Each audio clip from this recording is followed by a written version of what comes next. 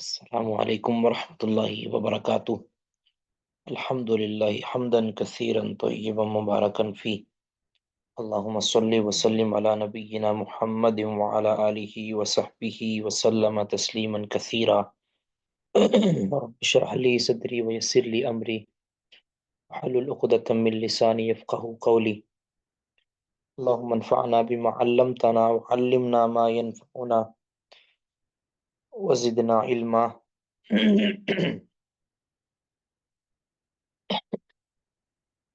سورۃ الہمزہ مکیہ۔ اس سورہ میں اللہ رب العزت نے جو متکبرین ہیں، دنیا پرست ہیں، ان کا انجام بیان کیا ہے، ان کے اوپر وعیدیں بیان کی ہیں، اور جو اپنے کبر اور اپنی سرکشی کی وجہ سے اخلاقی برائیوں کا شکار ہیں، ان کو اللہ رب العزت نے ان کی یعنی خبر لی ہے اس سورہ میں۔ جی، کون پڑھیں گے؟ جی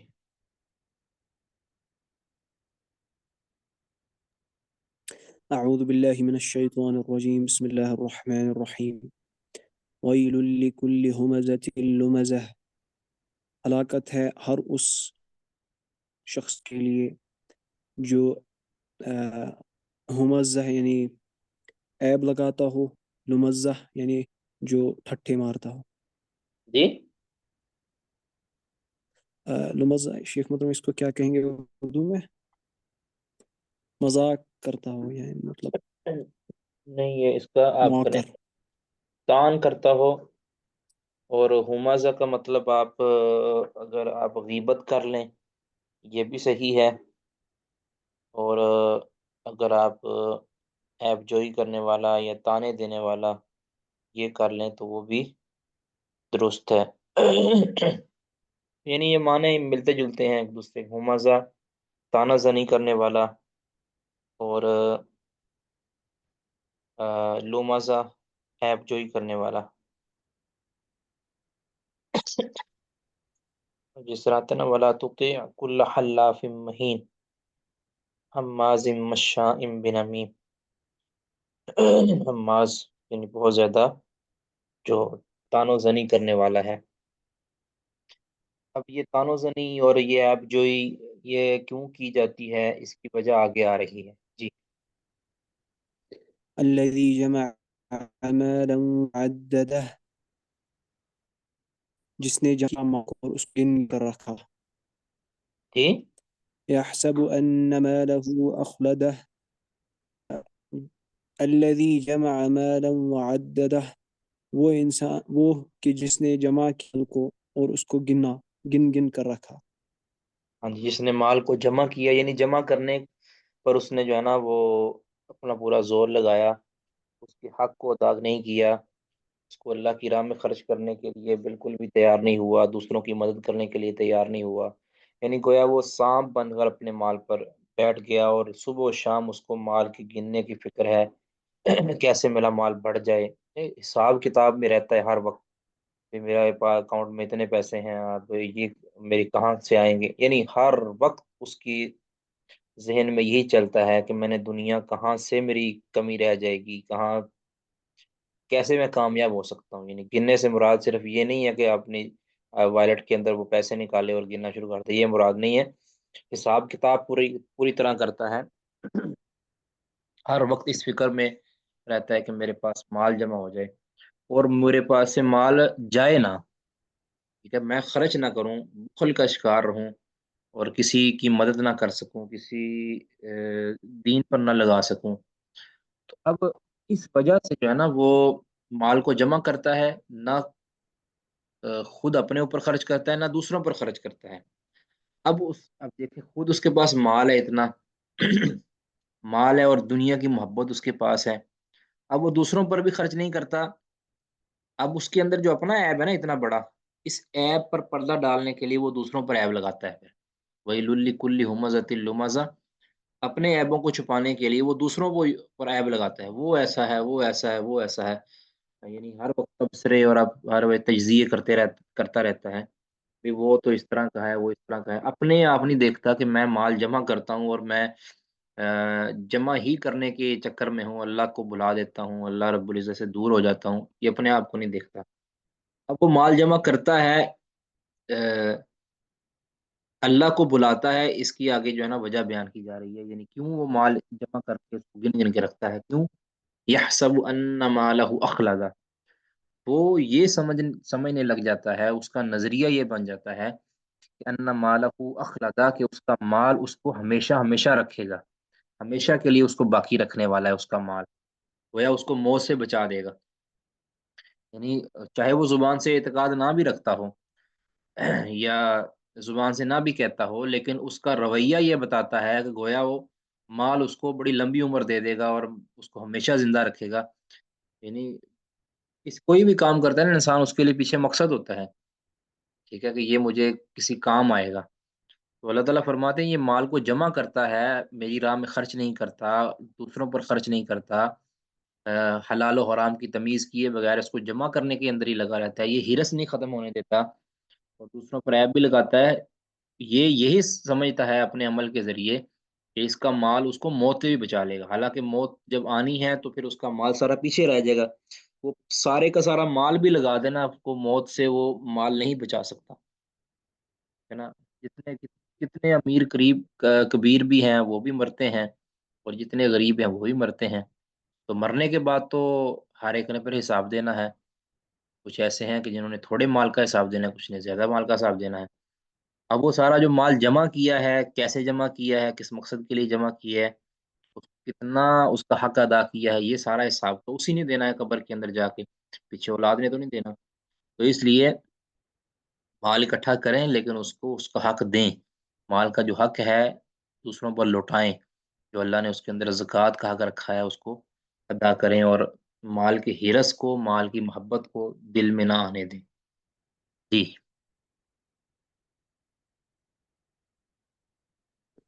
کلا لینبذن فی الحطمہ، ہرگز نہیں، ضرور وہ ڈال دیا جائے گا حطمہ میں۔ اب ہرگز وما نہیں یعنی کیا؟ ادراک کلا، ما، کلا سے نفی کی ہے پچھلے نظریے کی، کہ یہ جو سمجھتا ہے نا کہ میرا مال مجھے ہمیشہ زندہ رکھے گا، یہ ہرگز نہیں ہو سکتا، اس کا مال ساری کائنات بھی اس کے ہاتھ میں آ جائے نا، تب بھی اس کو موت سے نہیں بچا سکتا، موت سے دو چار ہونا ہی پڑے گا بالآخر، تو ہرگز نہیں، ہرگز نہیں، لیوم بدن فی الحطم، ایک غالباً غالباً امریکہ کا ایک سنگر ہے، پتہ نہیں ڈانسر ہے کہ سنگر تھا، اس کا نام کیا تھا، یہ بڑا مشہور جو ہے نا وہ اس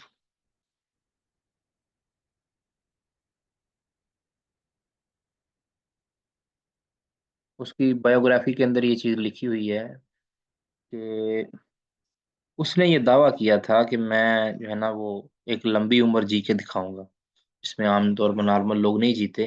میں جی کے دکھاؤں گا، تو اس نے جناب اپنے جو ہے نا بڑا بندوبست کیا، اپنے لیے ڈونر بھی ڈھونڈے کہ میری اگر یہ چیز خراب ہوگی تو میں اس سے جو ہے وہ لے لوں گا، کہ دل خراب ہو گیا اس سے لے لوں گا، ڈاکٹروں کی پوری ایک ٹیم، ایک لجنہ اس کے پاس رہتی تھی، ہاں جی، مائیکل جیکسن جو ہے نا یہ ہے،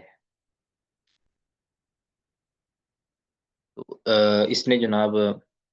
پوری ایک ڈاکٹروں کی ٹیم اپنے پاس رکھی ہوئی تھی، اور ہر وقت جو ہے آپ نے دیکھا بھی ہوگا، میں نے اس کی ویڈیو دیکھی ہے، اس نے جناب گلوز وغیرہ کسی کے پاس زیادہ ملتا نہیں تھا، اور اپنی پورے چیک اپ کے اندر رہتا تھا، لیکن اس کی جب موت آئی، وہ مگر 50 سے سال کے آگے پیچھے جو ہے نا وہ زندہ رہا، وہ اس نے دعویٰ کیا تھا غالباً کہ 150 سال میں زندہ رہوں گا، اور حالانکہ پھر بھی تو مرنا ہی تھا نا، تو دعویٰ تو یہ ہونا کہ میں کبھی بھی مروں گا نہیں، بہرحال اس نے یہ دعویٰ کیا تھا کہ میں زندہ رہ کے دکھاؤں گا، ہر چیز اس نے اپنی پوری کرنے کی کوشش کی، ہر ایک اسباب اختیار کرنے کی کوشش کی، لیکن جب اس کی موت تھا جو ہے نا، انداز اللہ تعالیٰ نے اس طرح رکھا اس کا سانس بند ہو گیا۔ اب پوری ڈاکٹروں کی ٹیم نے زور لگا لیا کہ سانس بند ہوا ہے تو کیوں ہوا ہے۔ اس نے جناب دل کے ڈاکٹر اور سارے سونے کا سارا ایکوریٹ ہے، کچھ بھی اس میں مسئلہ نہیں ہے، اب سانس کو ہم چلا نہیں سکتے، سانس اس کا کیوں بند ہوا ہے، سانس اس کے اندر نہیں جا رہا، سانس باہر نہیں آ رہا، اب اس کا کوئی حل نہیں تھا، مگر 15-20 منٹ جو ہے نا اس کے اندر اس کی جو ہے نا ڈیتھ ہو گئی۔ کہنے کا مطلب یہ ہے کہ کوئی بھی اپنی زندگی جو ہے نا وہ بڑھا نہیں سکتا، لا یستأخرون ساعة ولا یستقدمون، کسی کا وقت فراق آتا ہے وہ ایک لمحہ آگے پیچھے نہیں ہو سکتا۔ تو یہ جو سمجھتا ہے کلا، ہرگز نہیں، اس کی یہ خیال بالکل باطل ہے، لَيُنبَذَنَّ فِي الْحُطَمَةِ، ضرور بھی ضرور۔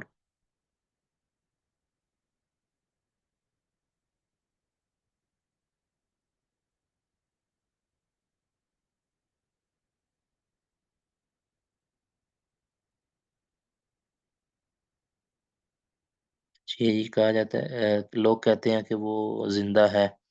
لوگوں نے اس کو دیکھا ہے، یہ نہیں، جھوٹ ہے جی بالکل، کہاں زندہ ہے تو کہاں ہے، ٹھیک ہے، یہ کوئی نہیں ہے۔ اچھا جی، لَيُنبَذَنَّ فِي الْحُطَمَةِ، اس شخص کو یعنی جو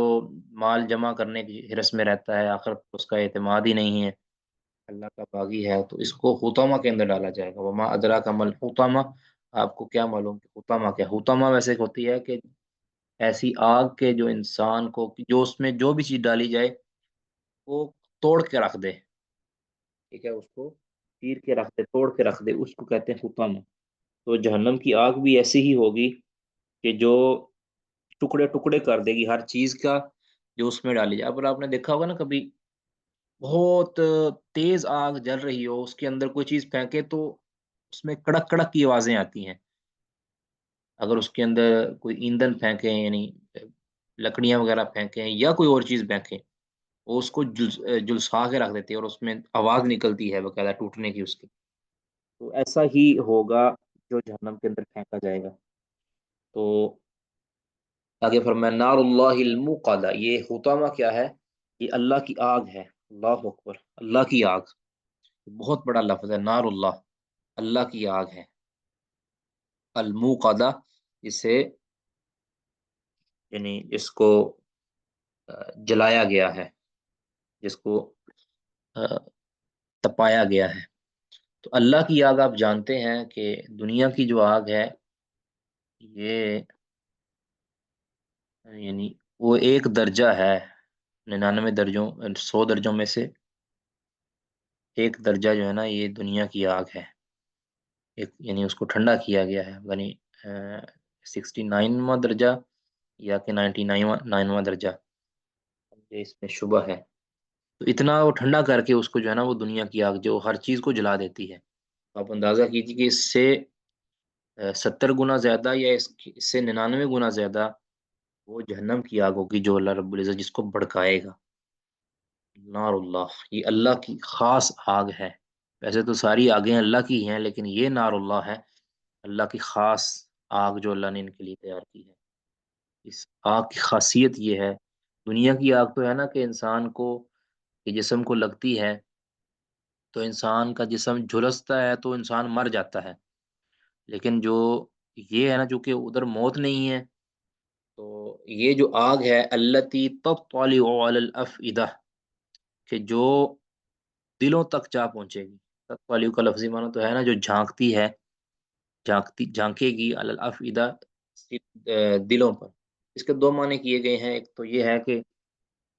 کس کا دل کے اندر عقائد کس طرح کے ہیں، جس کے دل میں شرک ہے اس کے دل کو وہ جانتی ہے، جس کے دل میں اللہ کے بارے میں توحید ہے اس کو بھی جانتی ہے، یا یہ بھی ہے کہ جب جہنم کے اندر موحدین اور مشرکین ڈالے جائیں گے، یعنی ایسے موحدین جو گناہ گار تھے اور ان پر جہنم واجب ہو چکی تھی، وہ جانتی ہے کہ یہ جو میرے اندر ڈالا جانے والا ہے یہ موحد تو ہے لیکن یہ گناہ گار ہے، تو اس کو اس اعتبار سے جلاتی ہے، اور جس کے بارے میں اس کو پتہ ہے کہ اس کے دل کے اندر شرک ہے اور اس کی معافی کبھی بھی نہیں ہونی، تو اس کو الگ انداز میں جلاتی ہے۔ تو یہ بھی اس کا معنی ہو سکتا ہے کہ تطلع علی الافئدہ، کہ وہ سینوں سے واقف ہے، سینوں پر واقف اس کو کیا گیا ہے، کہ کس کے عقیدہ صحیح ہے تو اس کو جلانے کا انداز اس کا اور ہوگا، اور کس کے عقیدے میں شرک ہے، کفر ہے. پھر شرک کے اندر بھی کچھ جو ہے نا مشرک ہوتے ہیں جو مسلمانوں کے لیے اذیت ناک ہوتے ہیں، مسلمانوں کے لیے وہ خطرناک ہوتے ہیں، خود بھی مشرک ہیں اور لوگوں کو بھی راستے سے روکتے ہیں، مسلمانوں کا راستہ بھی کاٹتے ہیں. ان کو الگ انداز میں جلائے گی، اور وہ جو مسلمانوں کے لیے نرم گوشہ رکھنے والے جو مشرک ہیں ان کو الگ انداز میں جلائے گی. تو یہ بھی ہے. دوسرا معنی یہ ہے کہ دنیا کی آگیں تو انسان کے سینے اور انسان کے دل تک نہیں پہنچتی، اور اس سے پہلے انسان مر جاتا ہے. یہ آگ جو ہے چونکہ موت نہیں ہے، تو یہ جسم سے جھلساتی جھلساتی اس کے سینے، اس کے دل تک پہنچ جائے گی، اور دل کو بھی جا کے جلائے گی. واللہ عالم، دونوں معنی ہو سکتے ہیں ویسے. جی.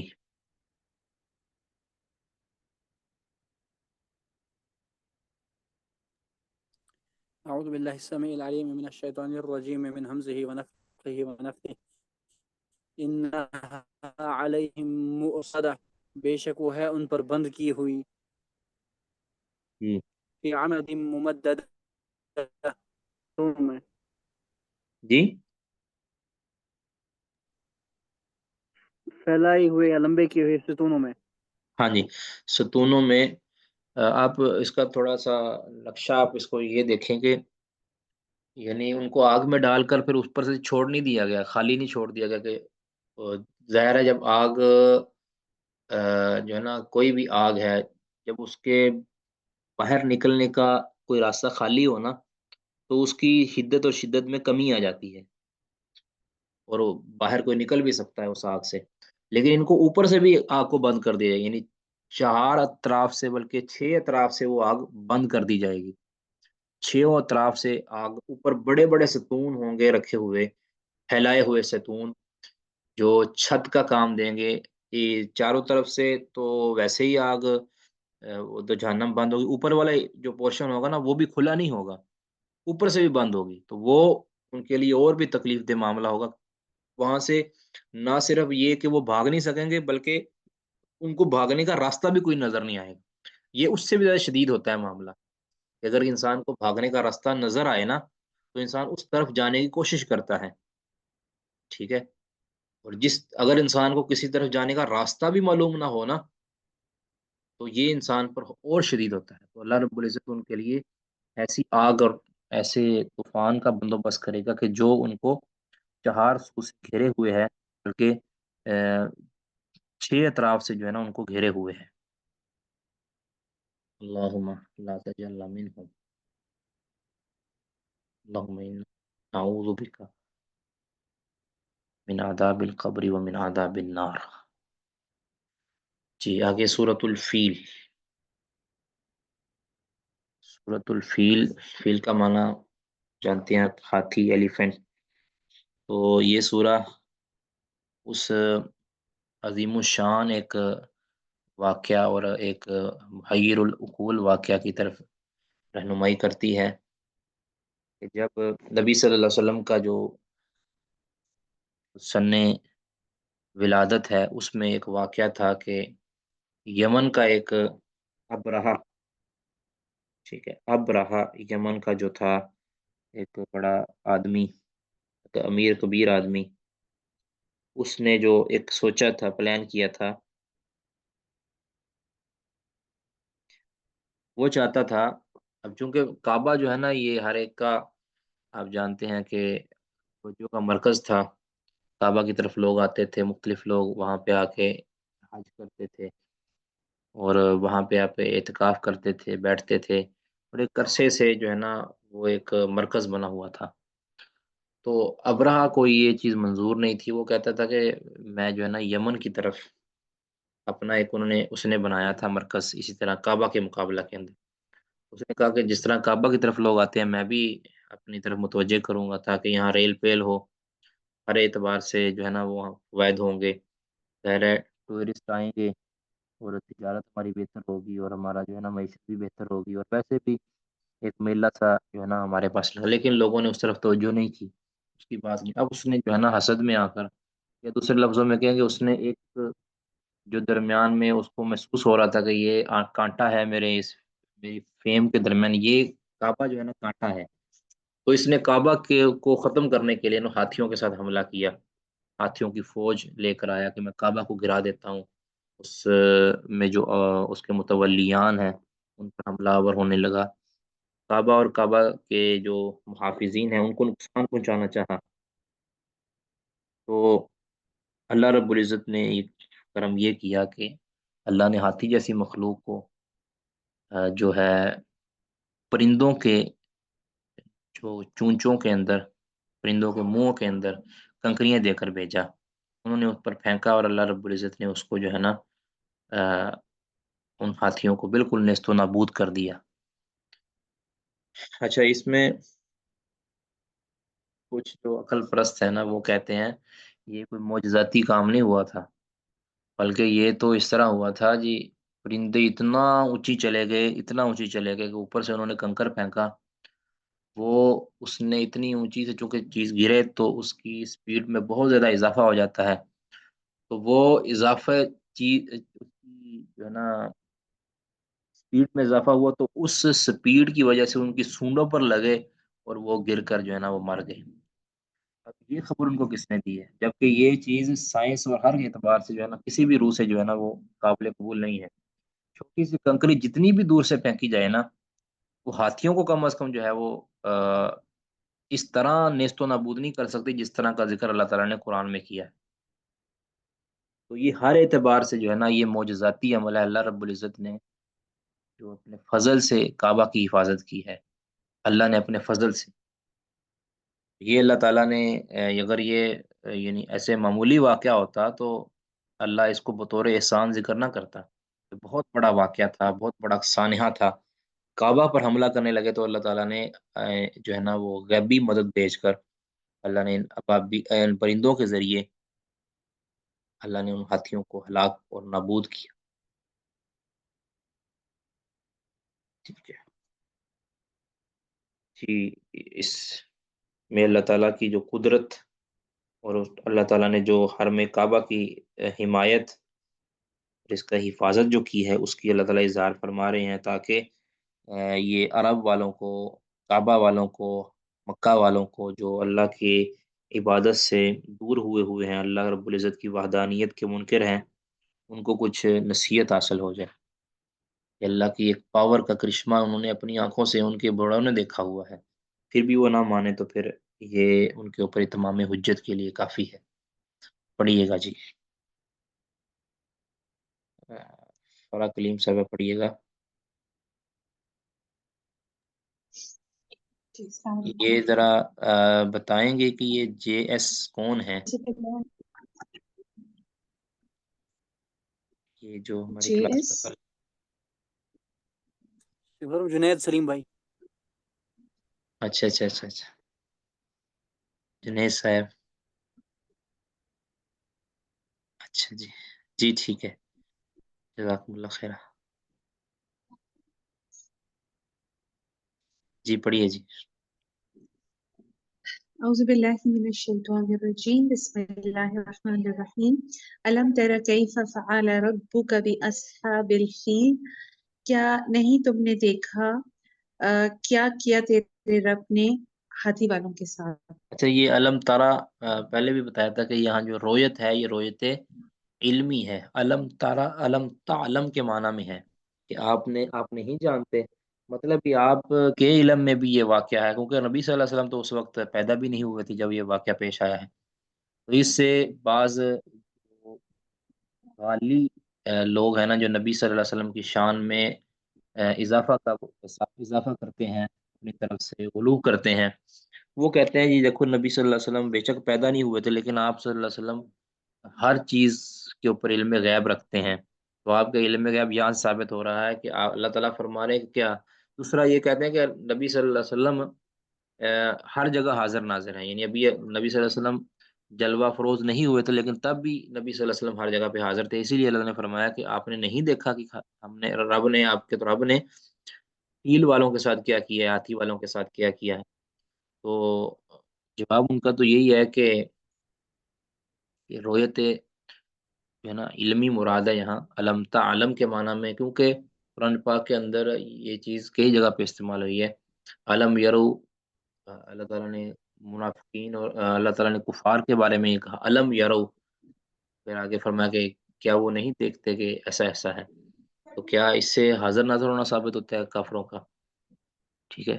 علم یرو کا وہاں بھی معنی یہ ہے کہ علم یا علم ہوں، کیا وہ نہیں جانتے؟ اسی طرح اولم یر الانسان انا خلقناہ من نطفہ، کیا انسان نے نہیں دیکھا؟ مطلب لفظی معنی تو یہ ہے، علم یر الانسان، کیا انسان نے نہیں جانا کہ کیسے اللہ نے ان کو نطفے سے پیدا کیا؟ تو کیا انسان اپنے نطفے کو اپنے آپ کو نطفے سے پیدا کرتے ہوئے یا ہوتے ہوئے کیا وہ دیکھ رہا ہوتا ہے؟ بالکل بھی نہیں۔ تو یہ ایک عربی تعبیر ہے جو رویت جو ہے یہ کئی معنی کے اندر استعمال، رویت قلبی ہوتی ہے، رویت حقیقی ہوتی ہے، رویت علمی ہوتی ہے۔ تو یہاں علم تعلم کے معنی کے اندر ہے کہ آپ نہیں جانتے، آپ کو معلوم نہیں ہے کہ آپ کے رب نے اصحاب فیل کے ساتھ، یعنی یہ بتایا نبی صلی اللہ علیہ وسلم کو جا رہا ہے، کہا نبی صلی اللہ علیہ وسلم کو جا رہا ہے، خطاب نبی صلی اللہ علیہ وسلم کو کیا جا رہا ہے، لیکن سمجھایا باقی سب کو جا رہا ہے، اہل مکہ وغیرہ کو۔ کیا آپ جانتے نہیں، یعنی اے لوگوں، اے پڑھنے والے، تم سب جانتے نہیں ہو فیل والے کو سب اللہ تمہارے رب نے کیا کیا؟ یعنی اتنی اللہ کی قدرت ہے کہ اللہ رب العزت نے اتنے بڑی لشکر کو جو ہے، لاؤ لشکر کو چھوٹی سی مخلوق کے ذریعے اللہ نے نابود کر دیا۔ تو اگر اللہ تعالیٰ نے اپنی بڑی مخلوق بھیج دی، یہ تو چھوٹی سی مخلوق ہے، تمہیں یعنی تمہارے ہاتھیوں کو تباہ کرنے کے لیے اللہ کی چھوٹی سی مخلوق کافی ہے، تمہیں تو تم تو چونٹیوں کے ذریعے بھی مارے جا سکتے ہو، یعنی تمہیں مارنے کے لیے اللہ تعالیٰ کو کوئی بڑی مخلوق بھیجنے کی ضرورت نہیں ہے، تمہاری بڑی مخلوق کو اللہ تعالیٰ نے اپنی ایک چھوٹی سی مخلوق کے ساتھ ہلاک کر دیا۔ تو اللہ کی پکڑ سے ڈرو۔ جی علم یجعل کیدہم فی، کیا نہیں کر دیا ان کی چال کو گمراہی میں؟ یعنی گمراہی میں مطلب بھی گمراہی میں ان کی چال کو اللہ تعالیٰ نے نہیں چلنے دیا، کارگر نہیں ہونے دیا، ان کی چال کو یا ان کے سارے جو پلان کو اللہ تعالیٰ نے کیا نابود نہیں کر دیا؟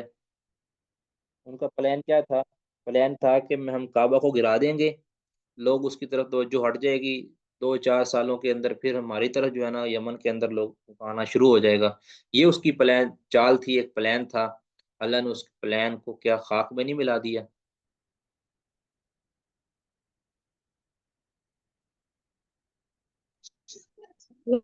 وَأَرْسَلَ عَلَيْهِمْ بَابِیل، اور بھیجے ان پرندے جھنڈ کے جھنڈ۔ ہاں جی، ابابیل یہ کوئی خاص پرندے کا نام نہیں ہے، عام طور پہ ترجمہ یہ کیا تھا اللہ تعالیٰ نے ابابیل کے ذریعے، تو طیرن ابابیل، پرندوں کے جھنڈ،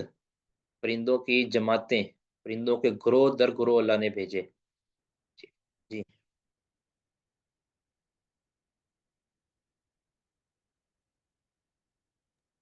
ترمیہم بحجارۃ من سجیل، پھینکتے تھے ان پر پتھر کنکر کی قسم کے۔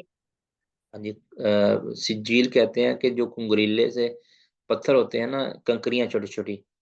وہ اللہ تعالیٰ نے وہ ان پرندوں نے جو ہے نا ان کی طرف بھیجے، پھینکے۔ فَجَعَلَهُمْ كَعَصْفٍ مَأْکُولٍ، تو کر دیا ان کو بھوسے کی طرح جو کھایا ہوا ہو۔ یعنی اس پھینکنے نے ان کو کر دیا، یا اللہ رب العزت نے ان کو کر دیا کعصف معقول، کھائے ہوئے بھوسے کی طرح۔ یعنی کھائے ہوئے بھوسے سے مراد یہ ہے جب بھوسا ان کے سامنے ڈالا جاتا ہے نا، بھوسا کہتے ہیں یہ چارے سے بچی ہوئی جو چیز ہوتی ہے نا، جس کو آپ توڑی بھی کہتے ہیں، بھوسا بھی کہتے ہیں، اور اس کے اوپر اور بھی کوئی لفظ بولے جاتے ہیں۔ تو اب ان کے ڈالا جاتا ہے نا جانوروں کو، تو جانور اس کو کھاتے ہیں، کھا کر پھر جو باقی ماندہ ہوتا ہے اس کو پھینک دیتے ہیں یا چھوڑ دیتے ہیں۔ تو یہ وہ چھوڑا ہوا بھوسا ہے نا، جو کسی کام کا نہیں ہوتا، جس کو جانور بھی یعنی ناکارہ سمجھ کے چھوڑ دیتے ہیں، اللہ نے ان کو اس طرح کر دیا۔ اور بعض نے اس کا ترجمہ یہ مطلب یہ بھی بیان کیا کہ جس طرح جانور بھوسا کھا کے اس کو پھر لید کی صورت کے اندر باہر نکالتے ہیں نا، تو کہتے ہیں یہ والا بھوسا، یعنی چارہ کھا کے جو اس کو پھر لید کی صورت میں کرتے ہیں۔ تو بہرحال یہ اس کو اصل پر ہی رکھا جائے کہ جو بھوسا کھا کر واقعی وہ چھوڑ دیتے ہیں نا، چھوڑا ہوا کھایا ہوا بھوسا، بھوسا کھا کے جو چھوڑ دے کے اس کو رون دیتے ہیں، اور آپ نے کبھی دیکھا ہو، آئیڈیا لگایا ہو یا دیکھا ہو، مشاہدہ کیا ہو بھی، جانور کسی نے دیکھے ہوں، تو اگر اس کو چارہ ڈالا جائے تو وہ اچھا اچھا اس میں سے چن کے کھا جاتے ہیں، باقیوں کو جو ہے نا وہ چھوڑ دیتے ہیں، اور اس کو جو ہے نا پھر کھاتے نہیں ہیں۔ ایک تو ان کا پیٹ فل ہو جاتا ہے، دوسرا یہ ہے کہ وہ آ، اس کو جو ہے نا وہ نکارا سمجھ کے چھوڑ دیتے ہیں، اور پھر اس کو پاؤں کے ساتھ روند بھی دیتے ہیں۔ تو ایسا اللہ تعالیٰ نے ان کے ہاتھیوں کو کر دیا۔ اللہ اکبر۔ سورۃ قریش، سورۃ قریش آگے جی۔ اس میں اللہ تعالیٰ نے اہل مکہ، جو اس میں سے جو قبیلہ قریش تھا، بہرحال اس کی بھی ایک تاریخ ہے، میں مختصر یہ بیان کرتا ہوں۔ قریشیوں کو جو مکہ والے تھے، اللہ نے چند اپنے احسانات یہاں جو ہے نا گنوائے ہیں۔ وہ احسانات یہ تھے کہ وہ سب سے پہلے تو مکہ کی وجہ سے، خانہ کعبہ کی وجہ سے ان کو بڑی جو ہے اہمیت دی جاتی تھی، اور ان کو بڑا ایک پروٹوکول ملتا تھا کہ یہ جی مکہ کے رہائشی ہیں، اور یہ خانہ کعبہ کے متولی ہیں، خانہ کعبہ کی جو ہے نا وہ خدمت کرتے ہیں۔ تو اس وجہ سے ان کو جو ہے نا بڑی اچھی نگاہ سے دیکھا جاتا تھا، ان کے تجارتی قافلوں کو نہیں لوٹا جاتا تھا، اور ان کے جانوروں کی جو ہے نا احترام کیا جاتا، بلکہ کعبہ کی طرف چھوڑا ہوا جو بھی جانور تھا ان کا احترام کیا جاتا تھا۔ پھر وہاں پہ لوگ آتے تھے، تجارتی قافلے لے کر آتے تھے، تجارت کا بڑا اچھا نظام تھا، اور یہ جو تجارت کے لیے جہاں بھی جاتے تھے، سردی میں جائیں یا گرمی میں جائیں، تو ان کو جو ہے نا ان سے ٹیکس وصول نہیں کیا جاتا تھا۔ چنگی جو لی جاتی ہے نا، چنگی، چنگی ہوتی ہے نا کہ راہ سے گزرنے کی جو ہے نا وہ چٹی جو کچھ لی جاتی تھی، ہر دور کے اندر لی جاتی ہے، جسے آپ کہہ لیں ٹیکس۔ اس کو کون سا ٹیکس کہتے ہیں جی ابھی؟ ٹول ٹیکس، نہیں نہیں، وہ تو ٹول، ٹول پلازا وہ تو ہے نا ٹول ہے۔ ٹیکس تو ہوتا ہے اپنے ملک کے اندر پھرنے کے لیے، جو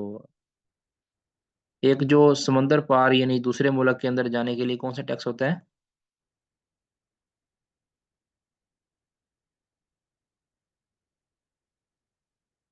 بہرحال یہ ٹیکس پے کرنا پڑتا ہے نا، کسی اور ملک میں کوئی پروڈکٹ بھیجنی ہو یا منگوانی ہو، اس کے لیے باقاعدہ ٹیکس جو ہے نا گورنمنٹ کو پے کرنا پڑتا ہے۔ تو اس دور میں بھی ٹیکس اس طرح کے تھے کہ آپ نے ہماری ریاست کے اندر داخل ہونا ہے تو ہم جو ہے نا اتنا جو ہے نا وہ مالیت ادا کرو۔ یہ بھی ان سے بھی یہ وصول نہیں کی جاتی تھی، اور کعبہ کی طرف کوئی میلی نگاہ سے دیکھ بھی نہیں سکتا تھا، اس کے اوپر حملہ کرنا دور کی بات ہے، اس کے رہائشیوں کو کچھ نہیں کہا جاتا تھا۔ بڑا پرامن، پرسکون،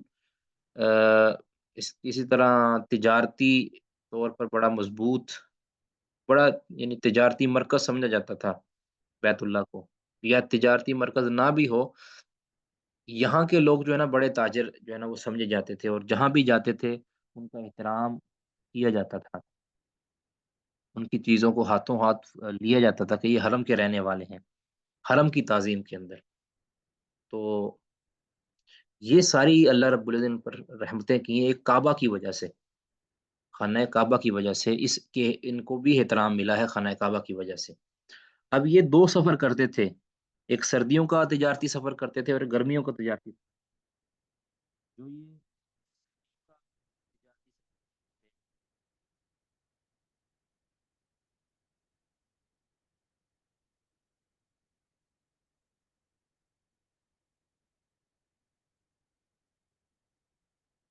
یہ جو سردیوں کا تجارتی سفر کرتے تھے، یہ کرتے تھے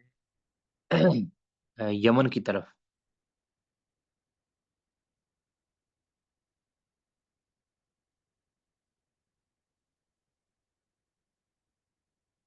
اور جو گرمیوں کا تجارتی سفر کرتے تھے یہ شام کی طرف کرتے تھے غالباً، ٹھیک ہے، یا اس کے الٹ بھی ہو سکتا ہے، ٹھیک ہے۔ تو اللہ رب العزت نے ان کو،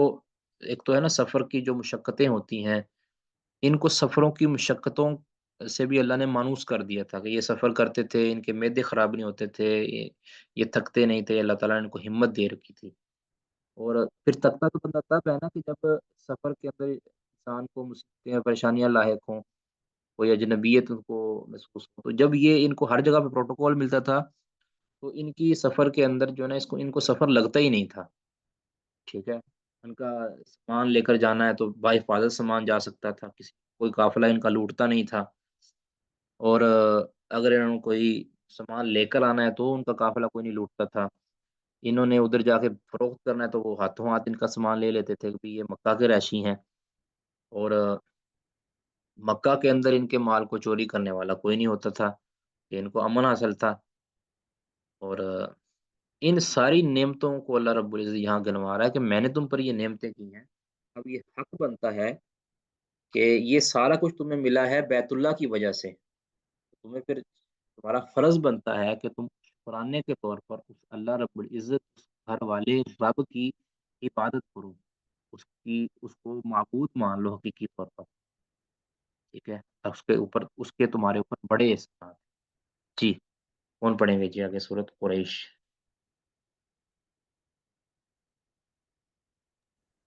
السلام علیکم ورحمۃ اللہ وبرکاتہ۔ وعلیکم السلام ورحمۃ اللہ۔ جی، أعوذ بالله من الشيطان الرحمن الرحيم. لإيلاف قريش محبة دوبارہ جی، سمجھ نہیں آ رہی آپ کی بات۔ فيهم رحلة الشمس لإيلاف قریش، قریش کے دل میں ڈالنے کی وجہ، محبت کی وجہ، اس کا ترجمہ اگر آپ یہ کریں نا کہ مانوسیت ڈالنے کی وجہ سے، قریش کے دل میں مانوسیت ڈالنے، قریش کو مانوس کرنے کی وجہ سے۔ اب آگے آپ ایلافہم کو بھی آپ اسی کا بدل بنائیں گے۔ قریش کو معلوم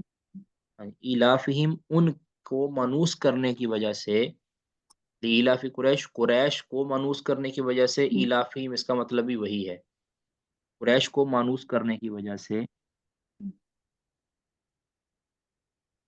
فيهم رحلة الشتاء والصيف، انہیں گرمی اور سردی کے سفر سے مانوس کرنے کی وجہ سے۔ ہاں جی، گرمی اور سردی کے۔ فَلْيَعْبُدُوا رَبَّ هَذَا الْبَيْتِ،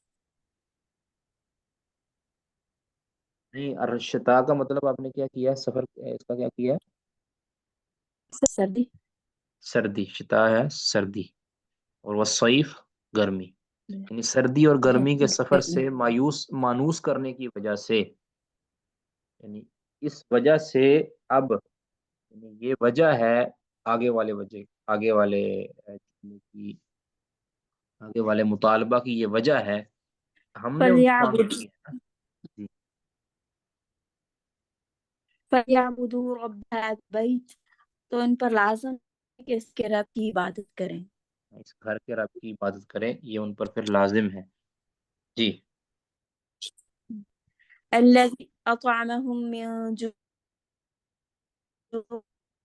اور جس نے بھوک من خوف، میں امن بخشا۔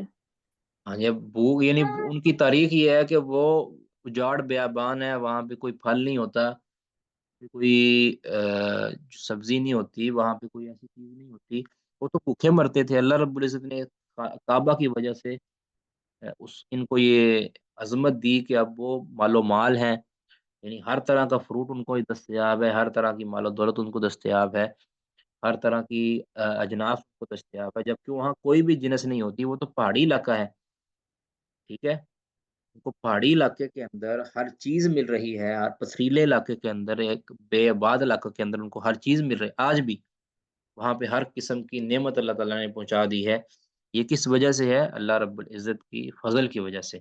اور پھر وہ جو سب سے درمیان میں پڑتا علاقہ ہے، یعنی ایسا علاقہ کہ جو ساروں کی نگاہ سے ہے، اس کے ارد گرد اس کے دشمن موجود ہیں، لیکن اس کے باوجود کسی کو ان پر حملہ آور ہونے کی جسارت نہیں ہے۔ اللہ تعالیٰ نے ان کو امن سے جو ہے نا آباد کر رکھا ہے، امن دیا ہوا ہے۔ آمنہم من خوف، اللہ تعالیٰ نے ان کو امن دیا ہے خوف سے، تو لہٰذا ان کا ان احسانات کا تقاضا ہے، بدلہ یہ ہے کہ وہ اس گھر کے رب کی ہی عبادت کریں۔ سورۃ الماعون، اس کو بھی ہم جلدی سے پڑھ لیتے ہیں جی۔ سورۃ ماعون، اس میں جو ہے نا برے لوگوں کے برے اخلاق کا ذکر کیا گیا ہے، اور مومنوں کو یہاں پہ خبردار کیا گیا ہے، کافر ہوں آخرت کے منکر، ان کی جو ہے نا برے اخلاق، بدعمالی کا ذکر یہاں کیا گیا ہے۔ معاون کہتے ہیں کہ ضرورت کا جو سامان، گھریلو سامان ہے، ان کو کہتے ہیں معاون، ٹھیک ہے، یعنی جس طرح کولی، چمچی، ہنڈیا، اسی طرح آپ کہہ سکتے ہیں، یعنی یہ جو ضرورت کا سامان جو عام طور پہ ایک گھر میں نہیں ہوتا، اتنا وہ قیمتی بھی نہیں ہوتا، اور ایک گھر میں نہیں ہوتا، دوسرے سے لے لیا جاتا ہے، ٹھیک ہے، تو اس کو کہتے ہیں معاون۔ جی پڑھیے گا جی آپ۔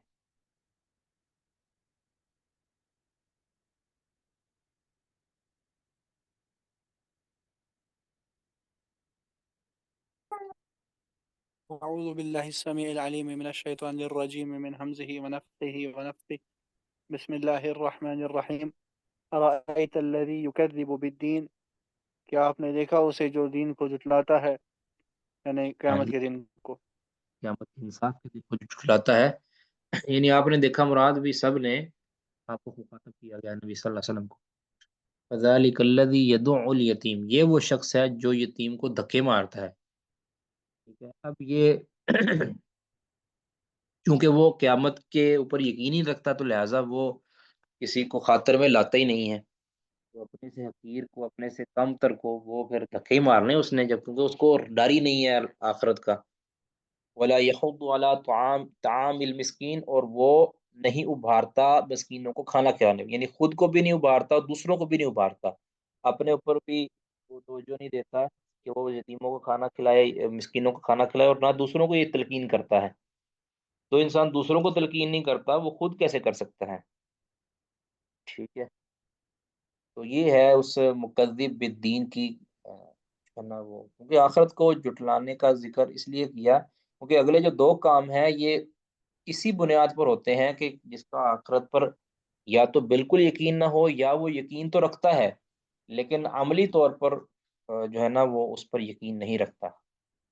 آج بھی جو لوگ کسی کو خاطر میں نہیں نہ لاتے، پیر جانتے ہیں، تو وہ حقیقت میں اللہ کا خوف ہی دل میں نہیں رکھتے، آخرت کی پکڑ سے ڈرتے ہی نہیں ہیں۔ کہ اگر آخرت کی پکڑ سے ڈریں تو وہ لوگوں کے ساتھ برے سلوک نہ کریں، اپنے سے جو نیچے ہیں ان کا خیال رکھیں۔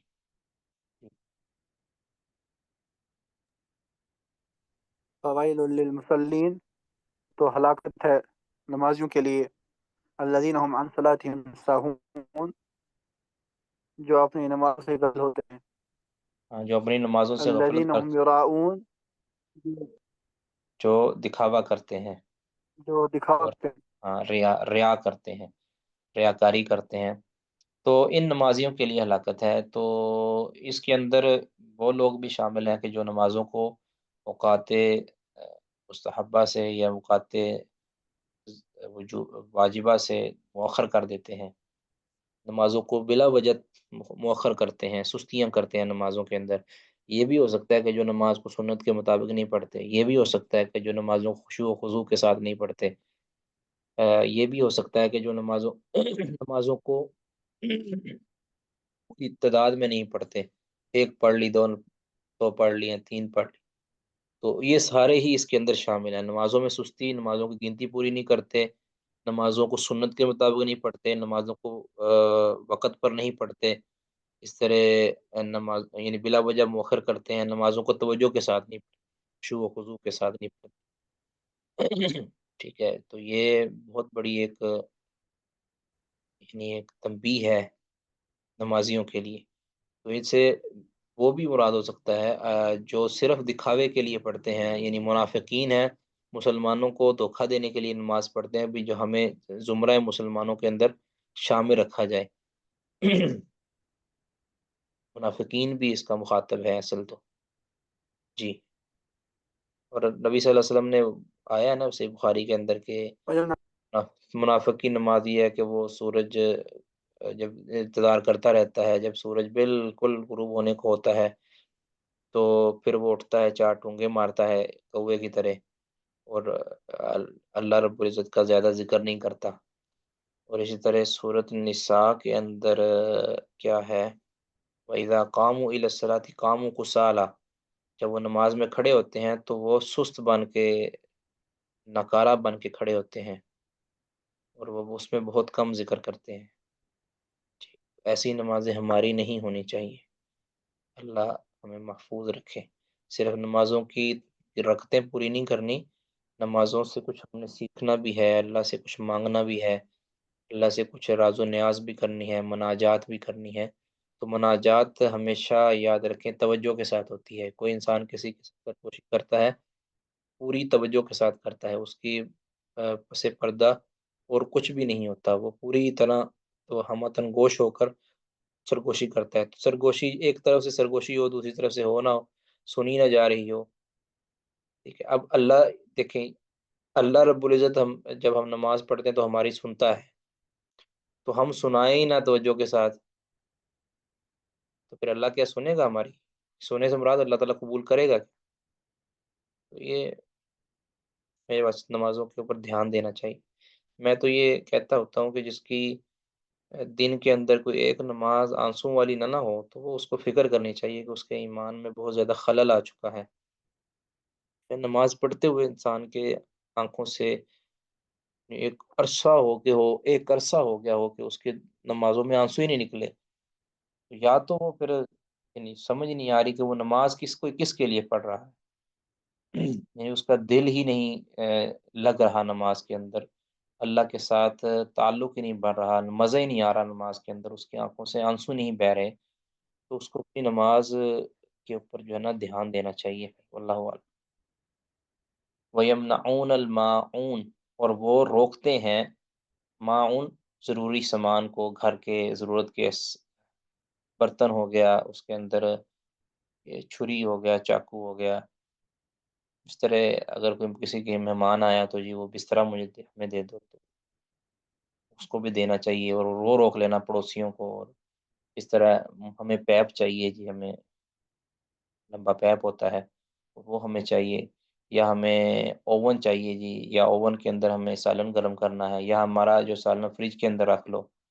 اس طرح کی، یا ہمیں برف دے دو. تو یہ چیزیں جو ہے نا چھوٹی چھوٹی جو سامان ہے اس کے اندر ہیلپ کرنی چاہیے. ٹھیک ہے. یہ لوگ جو ہے نا ہیلپ نہیں کرتے ان چیزوں کی، یعنی ان کی دل کے اندر یعنی اتنی مال کی محبت ہے، اتنی خود غرضی ہے کہ وہ چھوٹی چھوٹی جو ہے نا ہیلپیں بھی وہ نہیں کر پاتے، وہ ان چیزوں کو بھی نہیں دیتے. لیکن اس میں یہ چیز یاد رہے، وہ چیز کہ جو آپ سمجھتے ہیں کہ میرے دینے سے اس کو ضائع کر دیا جائے گا، تو وہ چیزیں آپ روک سکتے ہیں. ٹھیک ہے. مثال کے طور پر موٹر سائیکل ہے، اب آپ سمجھتے ہیں کہ جو موٹر سائیکل مانگ رہا ہے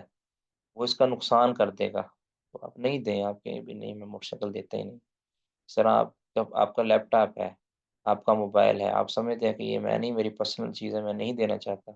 آپ نہیں دیں. لیکن عام جو ضرورت کی سامان ہے جس کے اندر عام طور پہ نہ کوئی اس میں کوئی ایسی بحت ہوتی ہے، نہ اس میں کوئی ضائع ہونے کا ہوتا ہے اندیشہ، تو وہ آپ دے سکتے ہیں، کوئی حرج نہیں. یا اگر وہ ضائع ہو بھی گئی ہے تو اس کا کوئی اتنا نقصان نہیں. کوئی سوال اس میں تو کر لیجیے.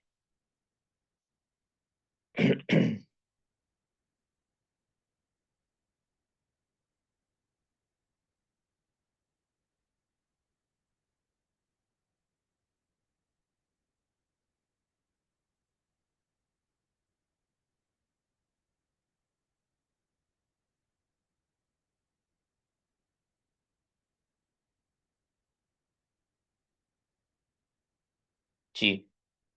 باب قول اللہ تعالی، بخاری اللہ تعالیٰ کا فرمان ہے، وَلَقَدْ يَسَّرْنَا الْقُرْآنَ لِلذِّكْرِ فَهَلْ مِن مُدَّكِرٍ، اور البتہ ہم نے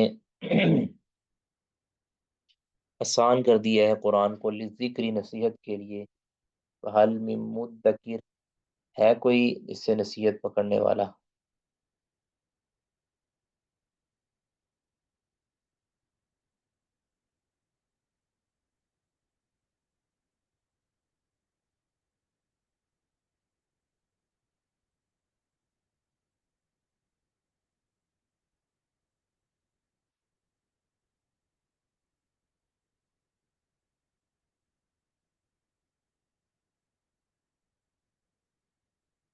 تو یہاں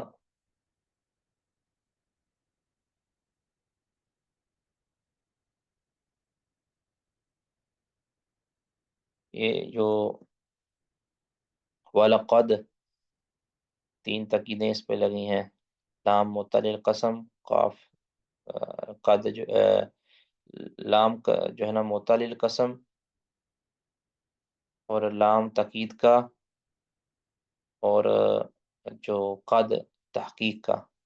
یہ 3 تاکیدیں لگا کر اللہ تعالیٰ نے قرآن پاک کی تسہیل اور جو اس کی جو ہے نا آسانی کا ذکر کیا ہے کہ ہم نے اس کو سہل بنا دیا ہے لذکری نصیحت کے لیے۔ تو ذکر جو ہے نا یہاں مراد ذکر بمانا تذکیر ہے، لذکری یعنی للتذکیر، نصیحت حاصل کرنے کے لیے، نصیحت کے لیے۔ وقال النبی صلی اللہ علیہ وسلم، نبی صلی اللہ علیہ وسلم کا فرمان ہے، کل میسر لما خلق لہ، ہر ایک کو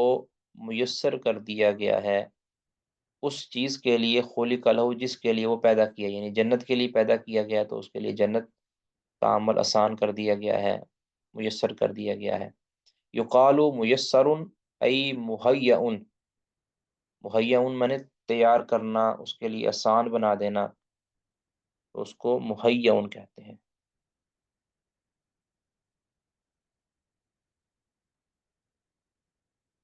آگے وقال مجاہد، یہ مجاہد کا قول یہ صحیح سند کے ساتھ موجود ہے، وہی ابن ابی نجی عن مجاہد کے طریق کے ساتھ، تو ان کی یہ تفسیر فریابی کے اندر جو ہے نا یہ موجود ہے۔ وقال مجاہد، مجاہد کہتے ہیں یسرنا القرآن بلسانک، ہم نے قرآن کو آپ کی زبان کے ساتھ آسان کر دیا ہے، مراد اس کی کیا ہے؟ حوّنا، حوّنا ہم نے آسان کر دیا ہے، قراءتہ علیک، آپ کا اس کی قراءت آپ پر، ہم نے اس کی قراءت آپ کے لیے آپ پر پڑھنا آسان کر دیا ہے۔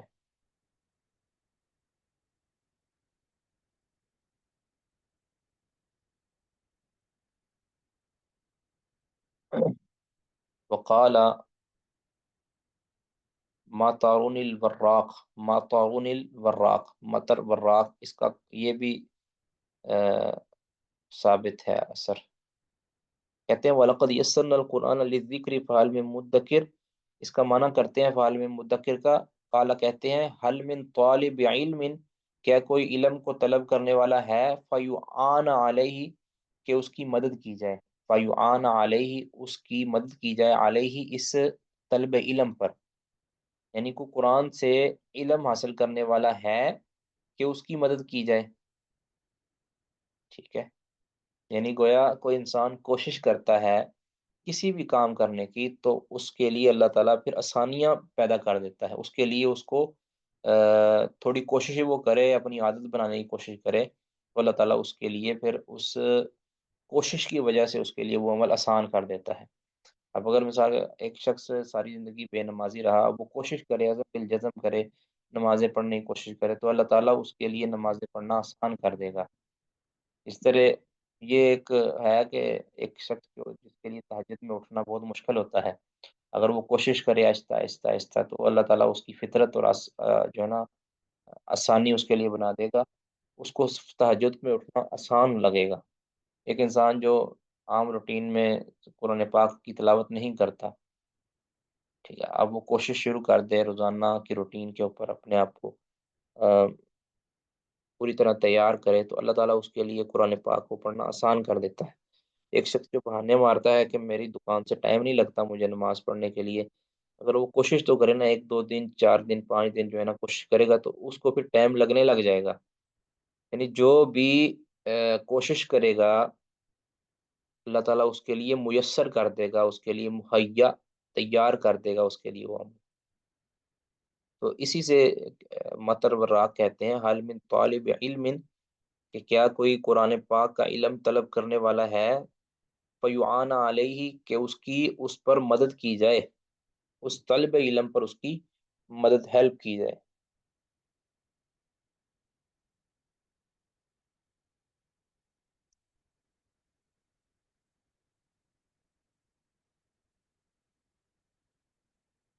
کسی کا سوال یہاں تک تھی وہ کر سکتے ہیں.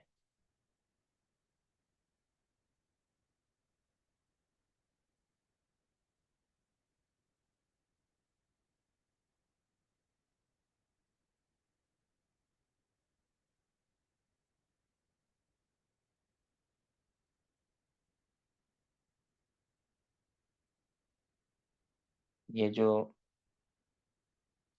مطر وراق والا قول ہے نا جی، یہ ابوبکر بن ابی عاصم کی کتاب العلم کے اندر یہ موجود ہے. سند بھی اس کی صحیح لگتی ہے.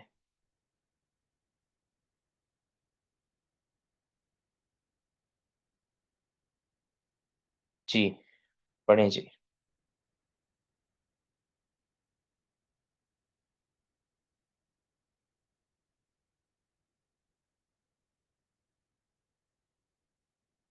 عارف صاحب پڑھیے گا. قال الإمام حدثنا أبو معمر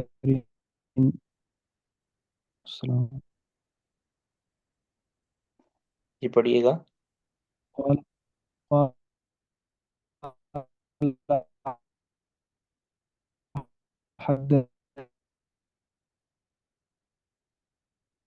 حدثنا يزيد حد بن مطر مطر مطر مجھے بالکل بھی سمجھ نہیں آئی کیا پڑھا آپ نے.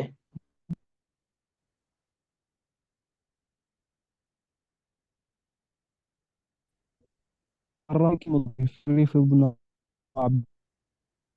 عن عمران قلت يا رسول الله فيما يعمل العام. عمران کہتے ہیں کہ میں نے کہا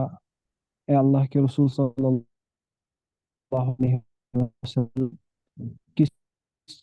چیز کرنے. قال صلی اللہ علیہ وسلم ما خلق، ہر انسان کے لیے وہ چیز آسان کر دی گئی جس کے لیے اٹھا گیا. اچھا، یہ اصل میں نبی صلی اللہ علیہ وسلم بتا رہے تھے نا کہ تقدیر کے حوالے سے، کہ یہ تفصیلی حدیث جس میں آتی ہے،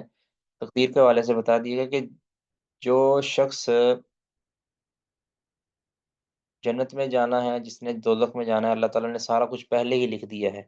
طے کر دیا ہے کہ اس نے جنت میں جانا ہے، اس میں دوزخ میں جانا ہے. تو صحابہ نے کہا کہ فیما یعمل العاملون، پھر یہ جو عمل لوگ کرتے ہیں یہ کس لیے کرتے ہیں، اس کا پھر کیا فائدہ؟ تو آپ نے فرمایا نہیں، اس کا فائدہ یہ ہے کل میسر لما خلق له، ہر شخص کو جس کے لیے وہ پیدا کیا گیا ہے اس کے لیے اس کو میسر، یعنی جو وہ کوشش کرے گا اس کوشش کے اوپر پھر اس کو جو ہے نا اس کا جنت کی طرف یا جہنم کی طرف جو ہے نا اس کے لیے جانا آسان کر دی. کچھ ایسے لوگ ہیں، اب ایک بندہ جو نیک کار ہے، وہ ہے نا وہ اللہ کے احکامات کو ماننے والا ہے، اس کے لیے زنا کرنا بہت گراں ہے، بہت مشکل ہے. اس کے لیے شراب پینا بہت ناممکن ہے، اس کے لیے قتل کرنا بہت ناممکن ہے، کیونکہ وہ اس کے لیے کوشش ہی نہیں کر رہا، اس کے لیے وہ چیز آسان نہیں ہے. لیکن اگر وہ ایک دوسرا شخص ہے کہ جو قاتل ہے، اس کے لیے قتل کرنا کوئی معمولی کام نہیں، کیونکہ وہ اس کے لیے کوشش کرتا ہے، اس کے لیے اس نے اپنی عادت بنائی، اس کے لیے وہ چیز آسان کر دی گئی ہے. تو جو جس کے لیے خیر یا شر کا عمل کرتا ہے اس کے لیے وہ چیز آسان کر دی جاتی ہے. تو عمل کس لیے کرنا ہے، عمل کیوں کرتے رہنا ہے، کیونکہ جو جس کے لیے پیدا کیا گیا نا اس کے لیے وہ آسان کر دیا جاتا ہے. تو یہ پہلے بتا دیا کہ جو تقدیر ہے، یہ اللہ کا علم سابق ہے، اللہ نے ہر چیز کا پہلے علم لکھ دیا ہے، رکھ دیا ہے، اس پہ کسی کو مجبور نہیں کیا۔ انسان نے اپنی جو اختیار کو کس طرح استعمال کرنا ہے، یہ اللہ کو پہلے علم ہے کہ اس نے اختیار کو کس طرح استعمال کرنا ہے، وہ اللہ نے پہلے لکھ دیا ہے۔ اب اس اختیار کو انسان جو استعمال کرے گا وہ اللہ نے لکھا ہے، اللہ کے لکھے ہوئے کے خلاف انسان اپنا اختیار نہیں استعمال کر سکتا، کہ اللہ کے علم کو خطا نہیں لگتی۔ جی آگے جی تاج ورثہ ہے۔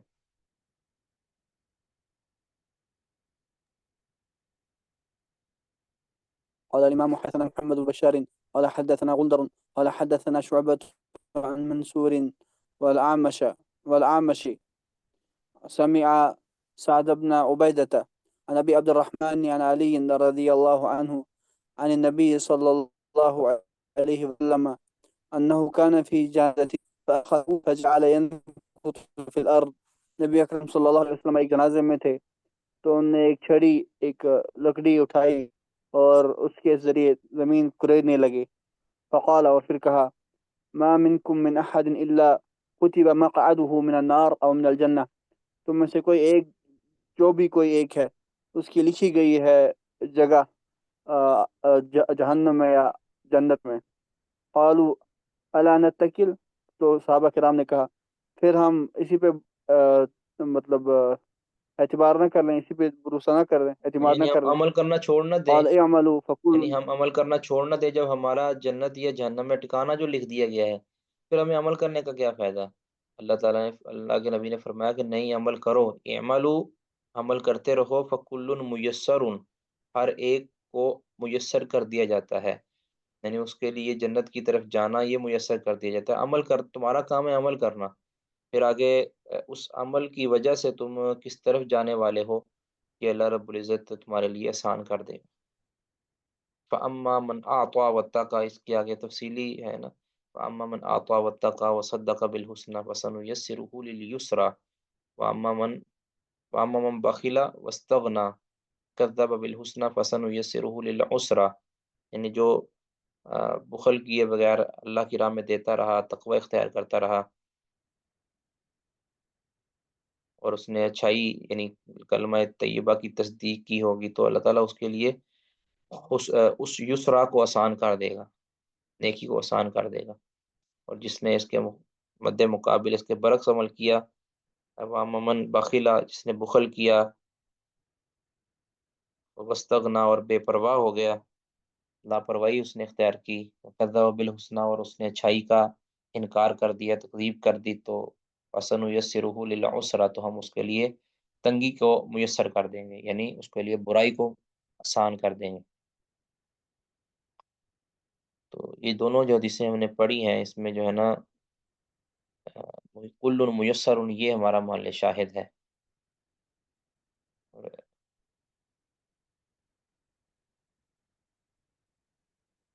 اس لیے اگر اللہ تعالیٰ نے ہمارے لیے، اگر اللہ تعالیٰ نے کوئی عبادات یا کوئی نیکیاں ہمارے لیے آسان کر دی ہے نا، یا ہمیں اس پر کرنا اللہ رب العزت نے اس کی توفیق دی ہے، تو یہ ایک اچھی خوشخبری ہے۔ اور اگر معاملہ اس کے برعکس ہے تو یہ اللہ تعالیٰ کی طرف سے آپ دیکھ لیں کہ یہ برا نتیجے کی جو ہے نا پیشین گوئی ہے۔ اللہ رب العزت ہمیں توفیق دینے کی۔ باب قول اللہ تعالی، اللہ تعالیٰ کا یہ فرمان کہ بل ہوا، جی اس میں جو ہے بابی، یہ سبھی بابی، اس میں بھی جو اللہ نے اشارہ کیا تھا یسرناہ بلسانک، تو شیخ صاحب اس میں ان دو حدیث میں اس کے ساتھ قراءت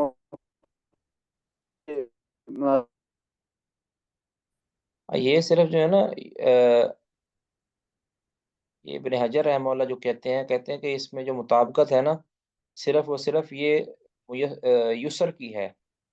میسر ہونے کی مطابقت ہے، صرف پچھلے باب کے ساتھ بھی اور ادھر بھی، ٹھیک ہے، یہ یسر آسان ہونے کی مطابق مناسبت ہے صرف۔ یا اگر اس کی آپ بنائیں، ایک شخص جو قرآن پاک کو پڑھتا ہے اور قرآن پاک کو سمجھنے کی کوشش کرتا ہے تو اس کے لیے اس کو سمجھنا آسان ہو جاتا ہے۔ تو یہ جو قرآن پاک کو سمجھنا ہے یہ اس کا اپنا فعل ہے، قرآن پاک کے لیے کوشش کرنا ہے یہ اس کا اپنا فعل ہے۔ اس کے لیے اگر وہ کوشش کرے تو کرے گا تو اس کا یہ عمل اس کے لیے آسان کر دیا جائے گا۔ قرآن پاک پر عمل کرنا، قرآن پاک کا علم حاصل کرنا، یہ جیسے حل من طالب فیعان علیہ فیعان علیہ،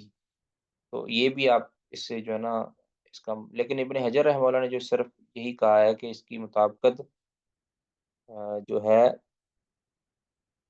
وہ تیسیر کے اندر ہے۔ میں اگر الفاظ آپ کو پڑھ کے سناؤں نا، ابن حجر رحمہ اللہ فرماتے ہیں کہ اس باب کے آخر میں وَكَأَنَّ مُنَاسَبَةَ هَذَا الْبَابِ لِمَا قَبْلَهُ مِنْ جِهَةِ الاشتراک فی لفظ التیسیر واللہ اعلم۔ اور ویسے بھی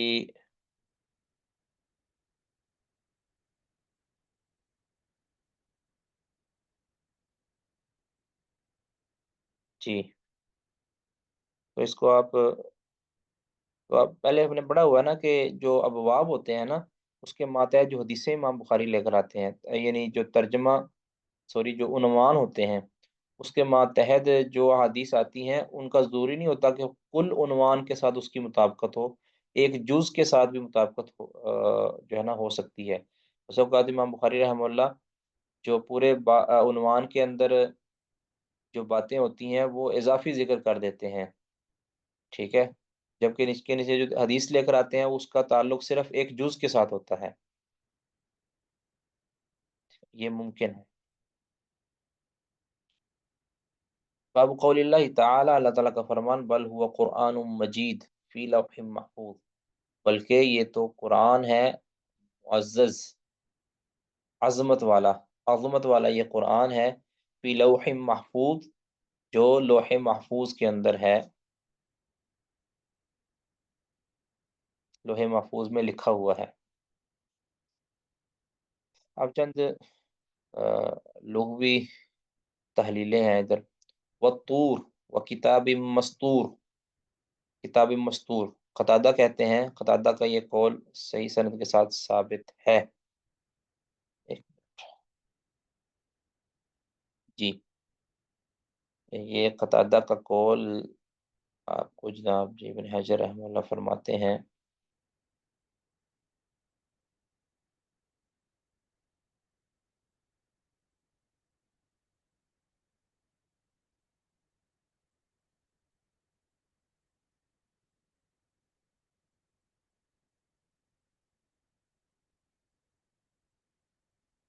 جی، میں ذکر کرتا ہوں بعد میں نا۔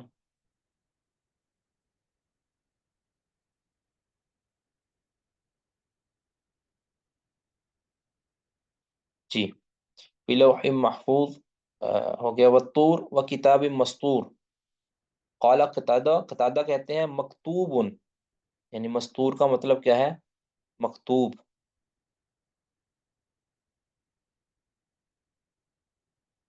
آگے ہے یسترون، یسترون، یہ انہوں نے جو القلم دیا نا یہ درست نہیں ہے،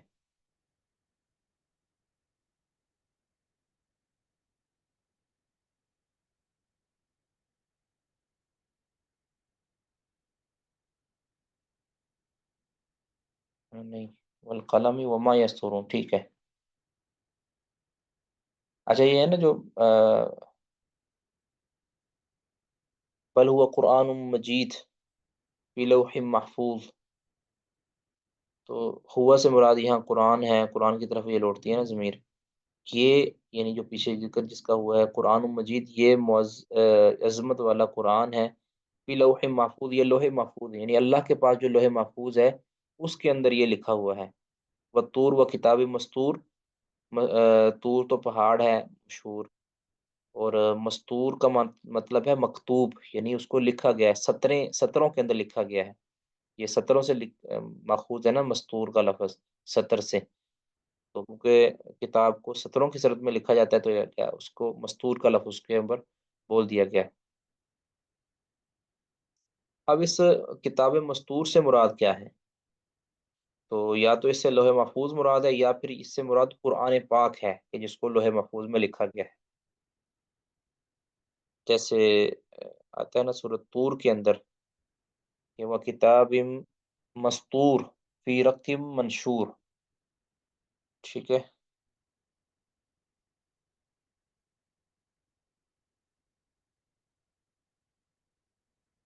آگے جی والقلم، یعنی اس کو کیا ہے، یستورون کا ہے نا، والقلم وما یستورون، والقلم وما یستورون، تو یستورون کا مطلب کیا ہے، یخطون، کہ وہ جو لکھتے ہیں، یستورون جو جس کو وہ لکھتے ہیں اس کی بھی قسم، یخطون اس کا معنی ہے، ٹھیک ہے۔ فی ام الکتاب، فی ام الکتاب،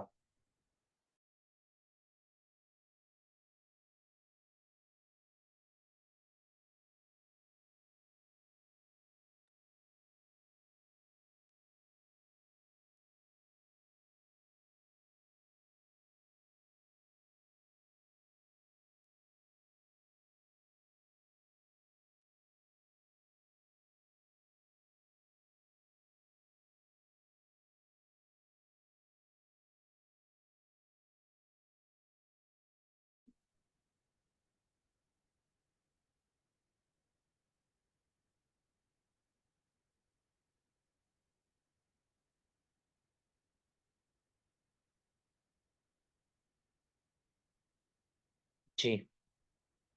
فی ام الکتاب، ام الکتاب سے مراد جملۃ الکتاب و اصلی ہی، یعنی ام الکتاب کے اندر یہ وَإِنَّهُ، قرآن پاک کی پوری آیت جو ہے نا زخرف کی، وَإِنَّهُ فی ام الکتاب لدینا لعلی حکیم، تو یہ جو قرآن ہے یہ ام الکتاب کے اندر ہے، یعنی لوح محفوظ، تو فرمایا فی جملۃ الکتاب و اصلی ہی، یعنی فی جملۃ الکتاب، کتاب کے اندر موجود ہے۔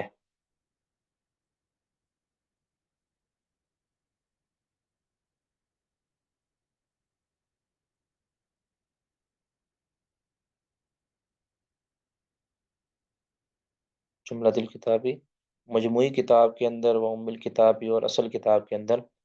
موجود ہے۔ یشیر، سوری،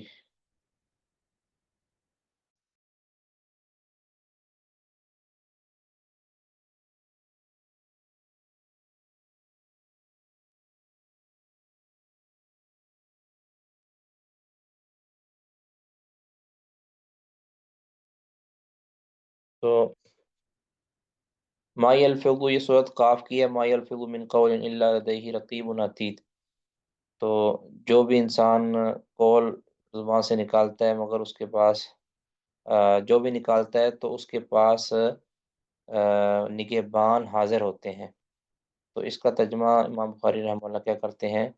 کہ ما یتکلم من شیء الا کتب علیہ، انسان جو بھی کلام کرتا ہے، مگر نہیں کلام کرتا ہے انسان کچھ بھی مگر اس پر لکھ لیا جاتا ہے، ٹھیک ہے، اس پر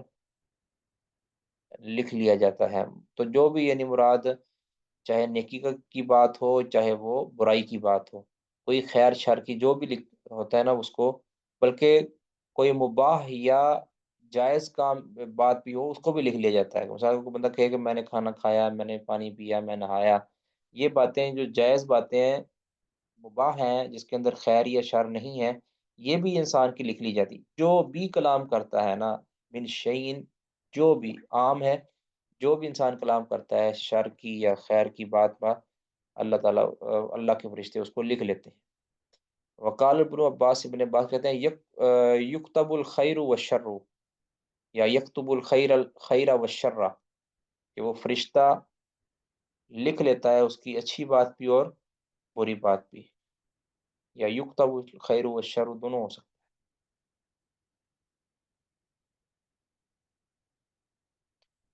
آگے یحرفون الکلم عن مواضعہ، سورۃ النساء کی، یحرفون، کہ وہ تحریف کرتے ہیں، تو امام بخاری فرماتا ہے یزیلون،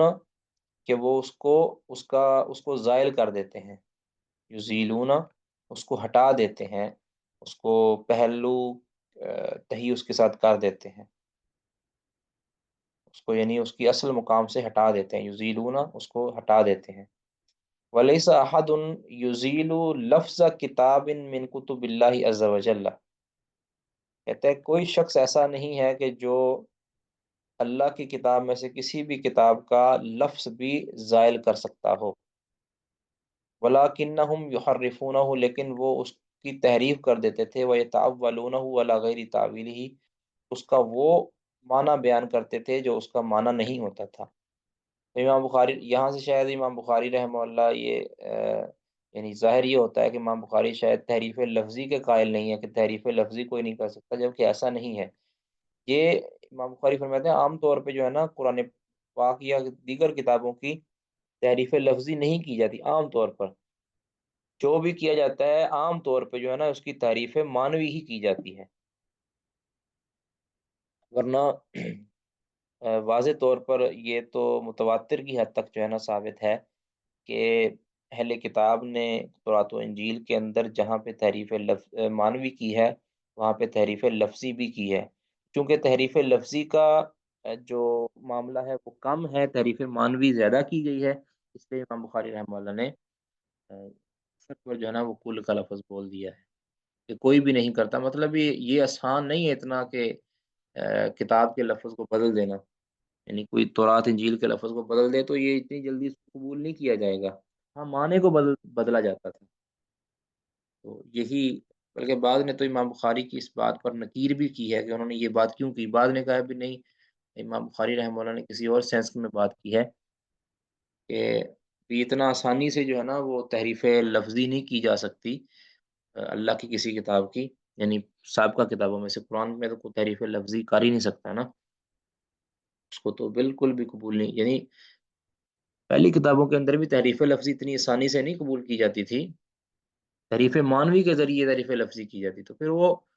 اس کی جو ہے نا آپ جانتے ہیں تحریف کی مختلف صورتیں ہیں، یا تو ہے کہ لفظ کو بدل دیا جائے، معنی باقی رکھا جائے، یعنی لفظ اس کی جگہ پہ کوئی اور لایا جائے لیکن معنی قائم رہے وہی۔ دوسری تحریف کی صورت یہ ہے کہ معنی بدل دیا جائے، لفظ وہی رہے، اس لفظ کا جو اصل معنی ہے اس کو ہٹا کر کوئی اور معنی کر دیا جائے۔ تیسرا یہ ہے کہ اس کا معنی بھی بدل دیا جائے اور اس کا لفظ بھی بدل دیا جائے، تو یہ سب سے خطرناک جو ہے نا یہ تیسری صورت ہے کہ جس میں معنی بھی بدل دیا جائے اور لفظ بھی بدل دیے جائے، یہ تحریف کی اس کو کہتے ہیں التحریف اللفظی المعنوی، اور دوسری کیا ہے التحریف اللفظی، اور تیسری جو ہے تحریف المعنوی۔ تو کہتے ہیں کہ وَلَكِنَّهُمْ يُحَرِّفُونَهُ، لیکن قرآن پاک یعنی ان کتابوں کی تورات و انجیل کی وہ تحریف کرتے تھے، وَيَتَأَوَّلُونَهُ عَلَى غَيْرِ تَأْوِيلٍ، اور اس کی غلط معنی اس کا مفہوم بیان کر دیتے تھے۔ دراستہم، یہ آیت ہے نا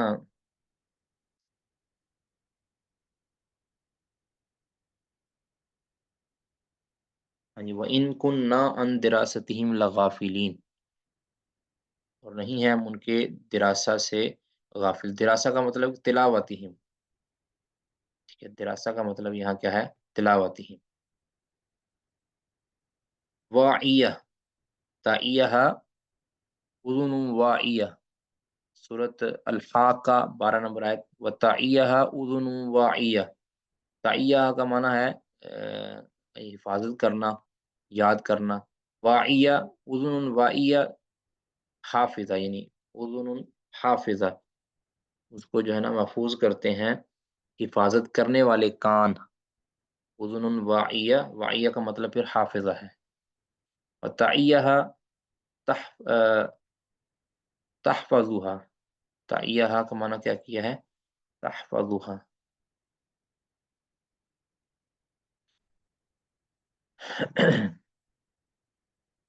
جی وَأُوحِيَ إِلَيَّ هَذَا الْقُرْآنُ، اور میری طرف وحی کیا گیا ہے یہ قرآن، لِأُنذِرَكُم بِهِ، تاکہ میں تمہیں اس کے ذریعے ڈراؤں، اس کے ذریعے خبردار کروں، تو یعنی اہل مکہ تھا، یعنی آپ کی مراد کم سے مراد کیا ہے اہل مکہ، تم، تاکہ تم اہل مکہ کو میں ڈراؤں، اور آگے ہی اگلا ٹکڑا ہے وَمَن بَلَغَ، اور جس کو یہ قرآن پہنچے ان کو بھی ڈراؤں،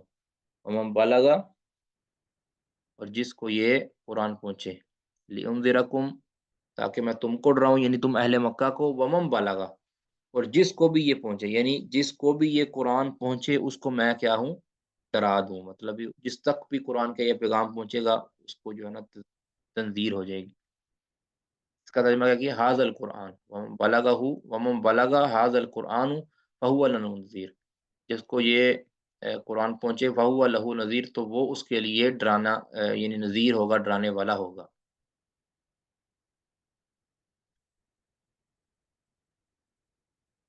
तो ये कुरान पाक के बारे में चंद चीज़ें बयान की हैं कि कुरान पाक अल्लाह के पास महफूज है, लोहे महफूज में अल्लाह ने उसको लिखा है। और उस कुरान के अंदर कोई तहरीफ नहीं कर सकता,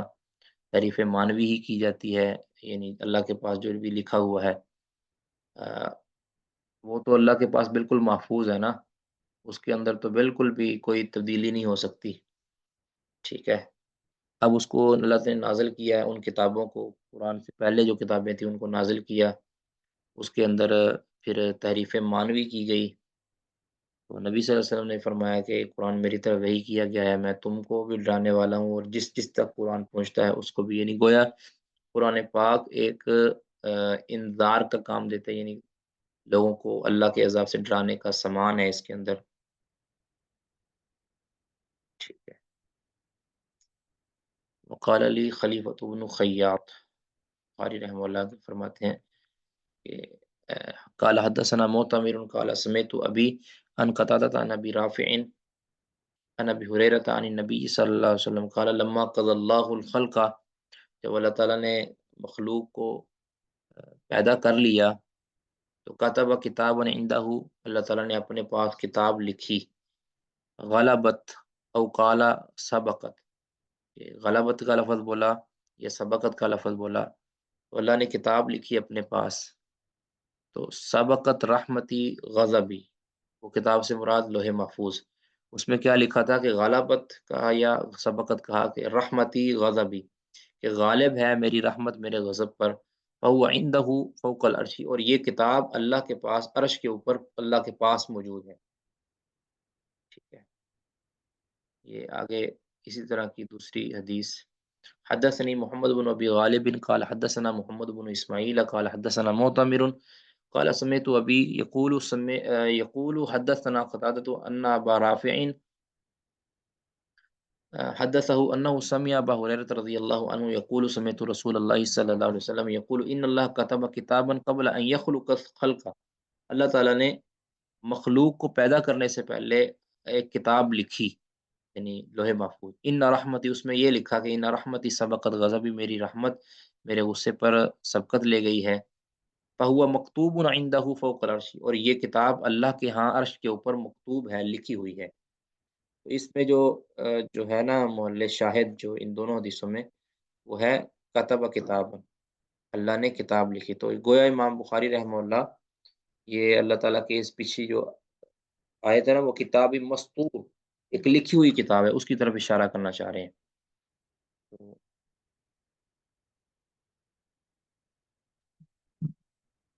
इमाम बुखारी इब्न हजर रहमतुल्लाह जो है ना कहते हैं कि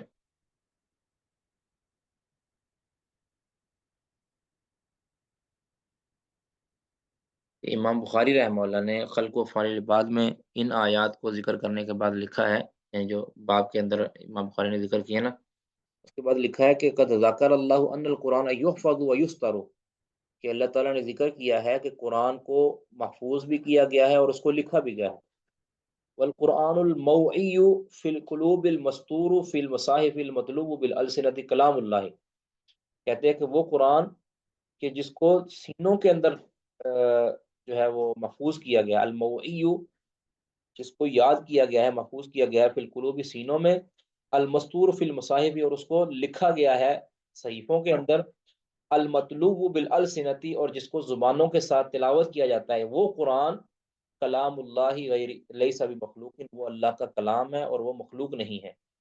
और आगे फरमाया व अम्मल मिदादु वल वरकु वल जिल्दु फइन्नहु मखलूकुन, और जो स्याही और जो वरक और जो चमड़ा जिसके ऊपर ये कुरान को लिखा गया है, फइन्नहु मखलूकुन, वो क्या है, मखलूक। यानी जो अल्फाज की अक्स बना है वर्कों के ऊपर, وہ مخلوق ہے، فی نفسی ہی، وہ کلام جو پڑھا جاتا ہے، جو لکھا جاتا ہے، جس کو محفوظ کیا جاتا ہے سینوں کے اندر، وہ کیا ہے؟ وہ غیر مخلوق ہے، وہ اللہ کا کلام ہے۔ تو امام بخاری شاید یہی ثابت کرنا چاہ رہے ہیں کہ جو قرآن اللہ تعالیٰ نے اپنے پاس لکھا ہے وہ مخلوق ہے، جو لکھی اس کی تحریر ہے وہ مخلوق ہے، اور جو چیز اس کے اندر ہے، جو چیز لکھی ہے، وہ جو ہے نا اللہ کا کلام ہے، جس کو اللہ نے خود مکلم کیا۔ لوہے محفوظ پہ لکھی ہوئی جو چیز ہے، جو بھی چیز لکھی ہے، وہ تو مخلوق ہے۔ اس کے اندر جو سیاہی ہوتی ہے، اس میں جو اوراق ہیں، جو تختیاں ہیں، وہ ساری کیا ہے؟ مخلوق ہے۔ اور جو کلام لکھا گیا ہے، وہ کلام فی نفسی ہی کیا ہے؟ اللہ رب العزت کا کلام ہے۔ جی، اس میں کسی کا کوئی سوال وہ کر سکتے ہیں جی، یہاں تک کسی کا کوئی سوال ہے تو وہ کر سکتے ہیں۔ جی مطلب پچھلی حدیث میں لکھا ہے کہ قضى الله الخلق كتب كتابا عنده غلبت او قال سبقت رحمتي غضبی، یعنی کہ پہلے مخلوق کو پیدا کیا، اس کے بعد انہوں نے جو ہے وہ کتاب اپنی لکھی کہ رحمت میرے غضب سے بڑھ کر ہے۔ لیکن یہاں پہ نہیں لکھا کہ پہلے جو ہے قبل ان يخلق الخلق، یعنی کہ مخلوق کو پیدا کرنے سے پہلے انہوں نے جو ہے نا یہ لکھا ہے یہ سب کچھ، تو تھوڑا سا فرق آ رہا ہے ہمیں۔ نہیں، بس اختصار کا فرق ہے، بس بھی ایک میں مختصر ذکر کر دیا ہے کہ اللہ تعالیٰ نے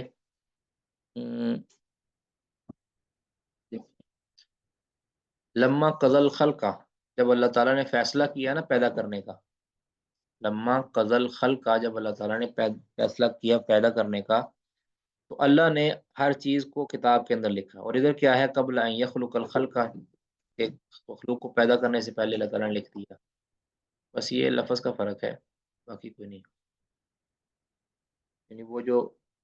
اللہ نے جو کچھ بھی کرنا تھا، جو اس میں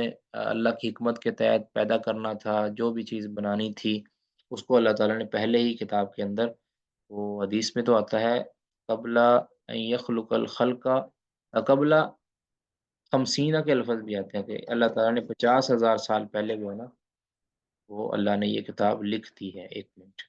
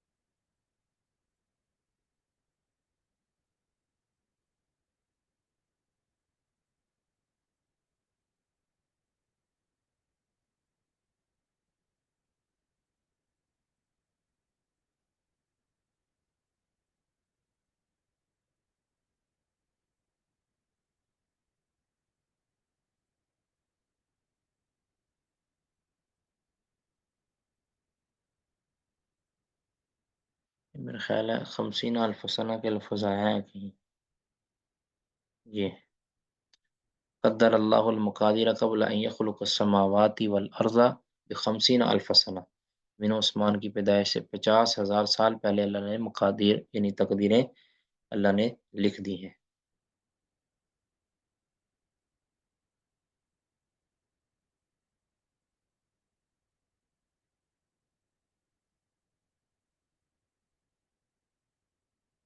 جی، یہ بھی تھوڑا سا پڑھ لیتے ہیں۔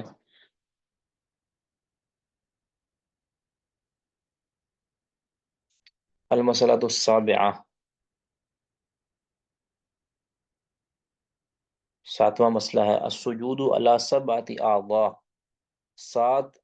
اعضاء پر سجدہ کرنا۔ سجدہ ہوتا ہے 7 اعضاء پر، 2 ہاتھ، 2 گھٹنے، 2 پاؤں کے پنجے اور ایک چہرہ۔ یعنی چہرے کے اندر ناک اور پیشانی آتی ہے، پورا چہرہ مراد نہیں ہوتا۔ جی،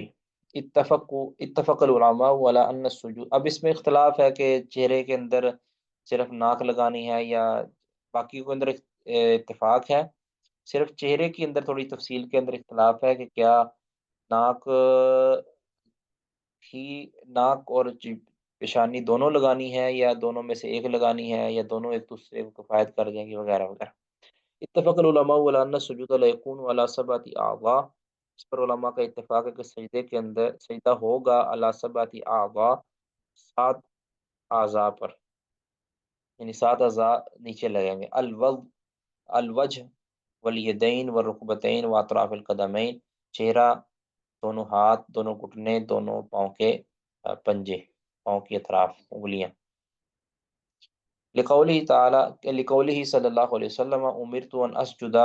مجھے سجدہ کرنے کا حکم دیا ہے علی سبعۃ اعضاء، 7 اعضاء پر۔ اب آگے فاختلفوا فی من سجد علی وجہہ،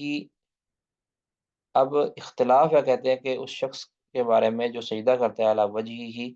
اپنے چہرے پر، و ناقصہ السجود علی عضو من تلک الاعضاء، اور وہ اپنے اور اس کا سجدہ کم ہو جاتا ہے یا وہ کم کرتا ہے اپنے سجدے کو علی عضو من تلک الاعضاء، ان اعضاء میں سے کسی ایک عضو پر، ٹھیک ہے، یا اچھا یہاں یہ لفظ جو ہے نا اس طرح ہی ہے کہ وہ اپنے کسی ایک عضو پر جو ہے نا وہ اکتفا کرتا ہے سجدہ کرتے ہوئے، تو حال تب طلوع صلاۃ املا، کیا اس کی نماز باطل ہو جائے گی یا نہیں ہوگی؟ کہ اگر ان اعضاء میں سے بعض اعضاء پر ہی سجدہ کرتا ہے، 7 کے 7 پر نہیں کرتا، تو کیا اس کی نماز باطل ہوگی یا نہیں، اس میں اختلاف ہے۔ فقال قوم نے، قوم کہتی ہے لا تبطل الصلاۃ، اس کی نماز باطل نہیں ہوگی، لأن اسم السجود، کیونکہ جو سجدہ کا لفظ ہے انما یتناول الوجہ فقط، وہ صرف چہرے کو شامل ہے، یعنی جو سجدہ کہتے ہیں نا وہ صرف چہرے کو جھکانے کو کہتے ہیں، باقی اعضاء یعنی لفظی طور پر جو سجدہ ہوتا ہے، لغتاً جو سجدہ ہوتا ہے وہ صرف چہرے کو جھکا دینے کو ہی سجدہ کہتے ہیں۔ تو کہتے ہیں کہ اس وجہ سے اگر کوئی سجدے کے اندر 7 کے 7 اعضاء نہیں لگاتا، کسی ایک صرف چہرے کو جھکا لیتا ہے، تو کہتے ہیں کہ اس کے اوپر اس کی نماز ہو جائے گی، کیونکہ چہرہ جھکانے سے لغوی اعتبار سے سجدہ ہوگا، تو پھر یہ جہالت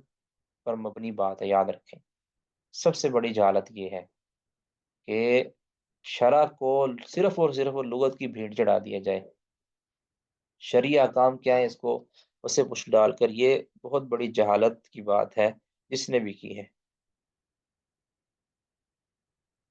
وقال قوم، اور دوسری قوم نے کیا کہا، تب طلوع، نماز باطل ہو جائے گی، ان لم یسجد علی السبعۃ الاعضاء، الحدیث ثابت، اگر وہ 7 اعضاء پر سجدہ نہیں کرے گا تو نماز باطل ہو جائے گی، للحدیث ثابت، کیونکہ اس بارے میں ثابت حدیث موجود ہے۔ ولم یختلفوا، اب اس میں ان کا کوئی اختلاف نہیں ہے کہ ان من سجد علی جبہتہ و انفہ، کہ جس نے اپنے پیشانی پر اور اپنے ناک پر سجدہ کیا، یعنی پیشانی اور ناک دونوں کو لگایا صرف چہرے میں سے، ساجد علی وجہی، تو یقیناً اس نے اپنے چہرے پر سجدہ کیا، یعنی چہرے پر سجدہ کرنے کا مطلب پورا چہرہ ملنا نہیں ہے، ٹھیک ہے، رخسار وغیرہ یا ہونٹ وغیرہ لگانا یہ نہیں ہے، اس کے اندر صرف اور صرف پیشانی لگ جائے اور ناک لگ جائے تو وہ چہرے پر ہی سجدہ ہوتا ہے، اس میں کوئی اختلاف نہیں، لیکن اختلاف آگے تھوڑی تفصیل کے اندر ہے کہ چہرہ اور ناک لگا لیا جائے تو پورا چہرہ کافی ہو جاتا ہے، اس میں تو کوئی اختلاف نہیں ہے، اس میں تو اتفاق ہے۔ واختلفوا، اختلاف آگے ہے، فی من سجد علی احدہما، جو اس شخص کے بارے میں اختلاف ہے کہ جو ان دونوں میں سے کسی ایک شے پر سجدہ کرے، یعنی صرف پیشانی پر کرے یا صرف ناک پر سجدہ کرے، ناک نیچے لگائے یا صرف پیشانی لگائے یا دونوں میں سے دونوں ہی نہ لگائے، وہ تو خیر اس کا تو سجدہ ہوتا ہی نہیں ہے نا بغیر عذر کے۔ فقال مالک، امام مالک کیا کہتے ہیں، ان ساجد علی جبہتہ دون انفہ جازہ، امام مالک کہتے ہیں اگر وہ اپنے پیشانی پر سجدہ کر لیتا ہے دون انفہ، ناک کے علاوہ، یعنی ناک نہیں لگاتا صرف پیشانی لگا لیتا ہے، تو جازہ، تو اس کے لیے یہ سجدہ کرنا جائز ہے، اس کا سجدہ ہو جائے گا۔ وَإِن سَجَدَ عَلَىٰ أَنفِهِ، اور اگر وہ سجدہ کرے گا اپنے ناک پر، دون جبہتی، پیشانی کے علاوہ، پیشانی پر نہیں کرتا، صرف ناک پر سجدہ کرتا ہے، تو امام مالک فرماتے ہیں لم یجیز یا لم یجوز، تو اس کے لیے ایسا کرنا جائز نہیں۔ وقال ابو حنیفہ کہتے ہیں بل یجوز ذالک، وہ کہتے ہیں کہ بلکہ یہ بھی جائز ہے کہ اگر کوئی شخص اپنے ناک پر سجدہ کرتا ہے، شانی نہیں لگاتا، تو یہ کہتے ہیں جائز ہے۔ قال الشافعی، امام شافعی کہتے ہیں لا یجوز الا ان یسجد علیہما جمیعا، اس کے لیے دونوں پر سجدہ کرنا واجب ہے۔ چہرے کا سجدہ جب کرنا ہے تو پیشانی اور ناک دونوں کو نیچے رکھنا یہ ضروری ہے۔ وسبب اختلافی، اب ان کے سمجھ آ گیا جی، یعنی سجدے کے بارے میں اختلاف ہے نا، سجدہ کرنا ہے تو چہرے والا جو سجدہ ہے وہ کن صورتوں میں ہے، پیشانی اور ناک دونوں لگانے ہیں یا ایک لگانا ہے تو سجدہ ہو جائے گا وغیرہ۔ سبب اختلافی، من کے اختلاف کا سبب یہ ہے کہ حال الواجب هو امتثال بعض ما ينطلق علیہ الاسم او ام کلی۔ اب دیکھیں سجدہ جو ہے نا، سجدہ اس کا کہتے ہیں مطلب ہے چہرہ لگانا، چہرہ جھکانا، اس کو سجدہ کہتے ہیں لغوی اعتبار سے۔ کہتے ہیں چہرے کا کوئی بھی حصہ جھکا لیا جائے، یعنی اس کے اوپر جو بعض حصہ یعنی چہرے کا چہرہ جھکانا ہے نا رکوع کے سجدے کے اندر، تو کہتے ہیں کہ اس کا بعض حصہ اگر عمل میں لایا جائے تو کیا یہی واجب ہے، یا کہ اس کا سارے حصے کو، یعنی جس کے اوپر لفظ بولا جاتا ہے اس لفظ کا تمام کے تمام لغوی اعتبار سے جو اس کے اجزاء ہیں ان کو قابل عمل لایا جائے تو واجب ہے۔ حل الواجب، کیا واجب یہ ہے صرف کہ امتثال بعض حصے کو پر عمل کر لیا جائے، ما ينطلق علیہ الاسم، کہ جس پر یہ لفظ بولا جا سکتا ہے، یعنی جس چیز پر، جس کیفیت پر یہ لفظ سجدے کا بولا جاتا ہے لغوی اعتبار سے، اس کا کیا بعض حصہ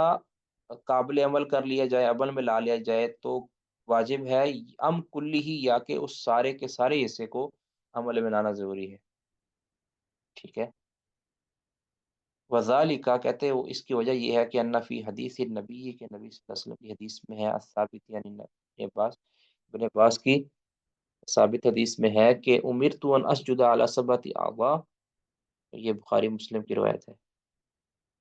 فذکر منها الوجہ، کہتے ہیں ایک حدیث کے اندر جو ہے نا، یہ غالباً یہ مسلم والے روایت ہے بخاری کی، کہتے ہیں کہ اس حدیث کے اندر کیا ہے، فذکر منها الوجہ، کہتے ہیں اس میں انہوں نے چہرے کا ذکر کیا ہے، یعنی ان 7 اعضاء میں سے ایک چہرے کا ذکر کیا ہے۔ تو فمن رأى ان الواجہ ہوا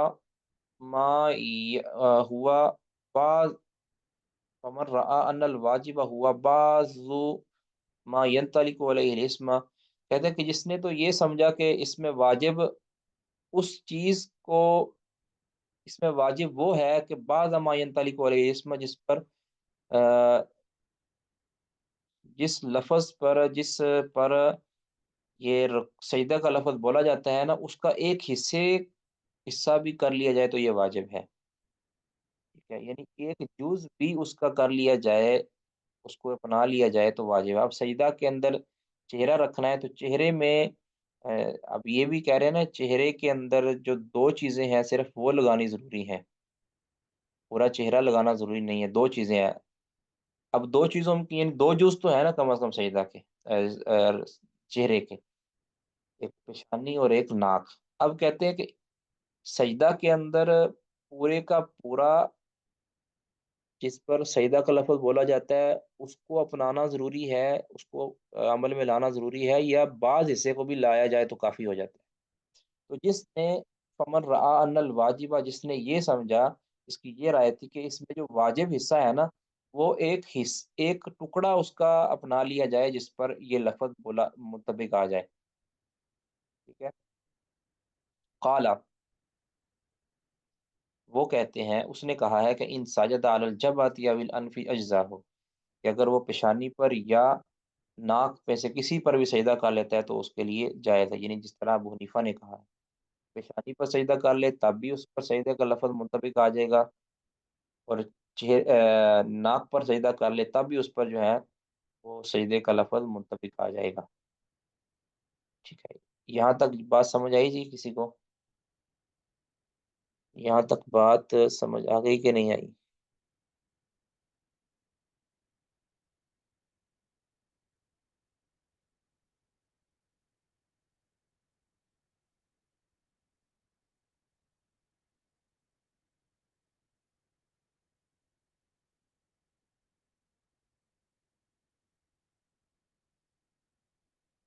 جی، جاگ رہے ہیں یا سو گئے ہیں؟ ماشاء اللہ۔